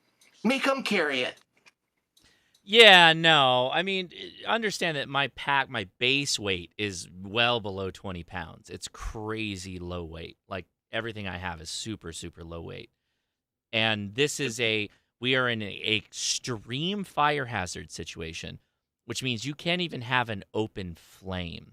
So everything I have is like just meals ready to eat, basically. I'm just going to pop the cap on it and just eat it. So I'm already going to be pretty low weight on that sense. And at the campsite, there is water that the kids will be filtering. And yes, the scouts do filter the water for the adults. So we don't have to do that. I'm like, oh my God, this is amazing. That's just amazing. When I was in Scouts, my troop was run by a bunch of, these dads were either Rangers or wannabe Rangers from Vietnam era. Yeah. And we would not, there would be no car camping. You were hiking with a loaded, external frame pack. Yes. And they weighed you in. No, dude, 1/3 of your body weight was what you had to carry. Oh, yeah. They do 20% now. 20% of the body weight is what the kids are pulling. That no. 1/3 is nuts. That's a lot. But that's the limit, right? They would take us up to that weight. Oh yeah. Yeah. If we were dude, it was nuts. These guys were nuts. So good for you for making it fun. I'm probably gonna bring the KX2 just for simplicity because that's very easy to deal with. So I think there will be it's just an overnighter, so I think a lot of the kids are gonna have sandwiches and other stuff. Oh, that's you, Frank. That shouldn't have happened. Now we hear you. Now we hear that CW. should not have happened. Okay. At least it's not closed captioning. But yeah, no, it's going to be a lot of fun. So I guess we got a couple of weeks before that, but where are you guys headed? I don't know, to be honest with you. I show up. They're like, oh, this is the camp out weekend, and I show up, and then I look up the address, and then that's where I drive everybody out to. It's such a huge group. This first backpacking trip is the easy backpacking trip. So it's probably 50 or 60 people, I think. It's crazy how many people are in this troop. There are it's over 100 people once you factor in all the parents and the scouts. It's a crazy amount of people. So that is a lot. It is a lot, and they are the parents in particular are very intense planners. Like it's like all of my wife's people. So I just need to get Edison bridged over, and then he's fully a scout, and then my wife can be fully engaged, and I will let her handle all the intensity, and then I will just take people into the field and do that stuff because I'm much better at that than trying to be the coordinator guy. I hate coordinating. Josh, did you say the parents plan? So the parents are coordinators for events. So like a parent will say, I will do the difficult hiking trip in March. And then they will put together a package of different options, and then they will go to the senior patrol leaders, and they will discuss which are the events that they'd like to do. Yeah, Tim, when listen. I was in Boy Scouts, it was boy led, and the parents were just there to make sure the kids didn't get hurt, and that was it. So this is boy led. The well, now it's all people led. It's all person led, but the parents have collected a massive database of all the hikes they've done going back to like the early 2000s, and so it's often easier for the parents to just say like, this is the thing we did in this time. Would you like to do that or this or this or this? And then the senior patrol leaders pick. Yeah, Tim, listen to the podcast, and you will learn what it's like to have, or well, I'm sure it's not even close to what it's really like, but you'll hear what it's like for Leia to plan something. Well, no, I mean, I get it. I've been a scout leader for many, many years. I'm no longer now. My oldest sons have aged out, but I've got 30 plus Eagles under my belt. I've been through it. Good for you, man. That's awesome. Yes, but I didn't know that about you. That's so cool. We used to fight. Yeah, we used to have to fight with parents coming in because they wanted to micromanage things for the kids, and it's like, dude, you're missing the whole point. They're here to learn and grow, and parents need to make sure it's provide a safe place to fail and get out of the way. Yeah, let me get so since you understand what I'm talking about, the parents generally handle the exchanging of monies to be able to make sure that all that's paid for, like whether it's the cost to go travel or to get the food or whatever, like all that back end stuff that the kids don't deal with. They have a budget that they work on for whatever they're doing, but like the checks that get written to the troop and all that, like that's what the quote unquote coordinator does. Yeah, I mean, we when we would plan campouts, there would usually be an adult or two adults that would be the designated adult leaders for that campout, and maybe it's probably a similar thing. Yeah, it's very much the same. That sounds the same. But also, this is like so many more kids. It's crazy. Yeah, but our scouts, they would go out and get their own food. They would be given their budget of, I don't know, whatever it was, $14 a kid for the camp out for food, and then the patrols would manage their own food and everything. That's the same thing. Yeah, same exact thing. Since you mentioned budget, can I share one more thing that happened today just because it is so awesome the world needs to know? Okay. All right. Our fire department is volunteer. There's a $2.2 million deficit. So we had a meeting today, the city council, about raising everybody's fire assessment. Well, there was a particular resident who thought that just was unfair and a bad idea, and that there were ways that the fire department could save money. And he listed them. And my favorite one, and the one I want to share with you, is he recommended that our paramedics use Uber instead of our fire engine. That's insane. Right? And if anybody who doubts me, it was on video. Who is going to pay the Uber fee? Yeah, by the way, make a short of that and post it. I gotta go on the city council website and find it, but it was amazing. So the room erupted in laughter. That's insane. People would eat that up online. I guarantee you. You should have seen it in person. Oh, it was so Josh, do you have a link for that notebook or pad that Leia was talking about? Yeah, the OneNote. Yeah, let me. Yeah. Do you have a link for that? While you're looking that up, Josh, I want to. I just figured something out. The Evernote. I just figured something out, and I need to show you this without showing this to you. Sorry, I have to get all of this out of my head. That's it. While you're doing that. Go ahead. Okay, so you're hearing me right now, and that's Morse code coming across. You're a little bit lighter, but yeah, I hear you. Okay, so I figured something out, and I'm sending it to you. Yes. Oh, I'm not hearing that. If you're sending right now, I'm not hearing it. I'm done. I was doing a screen record of Discord so that you could see later on what I'm talking about. Gotcha. Yeah, so Leia's little tablet-y thing, she carries this with her everywhere, and she absolutely loves it. And she's not doing artsy-fartsy stuff like this. She just takes notes. It's her notepad. So all of her... She's not journaling. She is, like, high-intensity, taking notes on everything, and they sync to her iOS lifestyle. It'll sync to your Android lifestyle, if that's what you're lifestyling about. But yeah, this is definitely the one. So there you go, Don. No, thanks, Josh. Super note. Yeah. All right. I gotta get the heck out of here because we gotta go do the podcast, and I need to put some food in my body. So I am gonna. Yeah. Real quick, did you see the thing I posted to you privately? I think I did. Oh, okay. I just was thinking that the name of that group is funny. Dungeons and Dipoles. Yes. Okay. You just sent it. No. Sorry. I thought you were talking about the computer you sent me a while ago. So, no. Is that the one, the Dungeons and Dragons over HF or Ham Radio? Yeah, that's the Facebook group. Okay, it's called Dungeons and Dipoles. I will pull that up and see what I can do there. So okay, very good. Thank you, Don. Appreciate it. Sure. All right, everybody on the Discord, I gotta get the heck out of here. So you guys take it easy.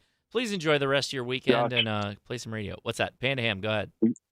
Before you run away, I just got brag a little bit. I actually got a Bencher iambic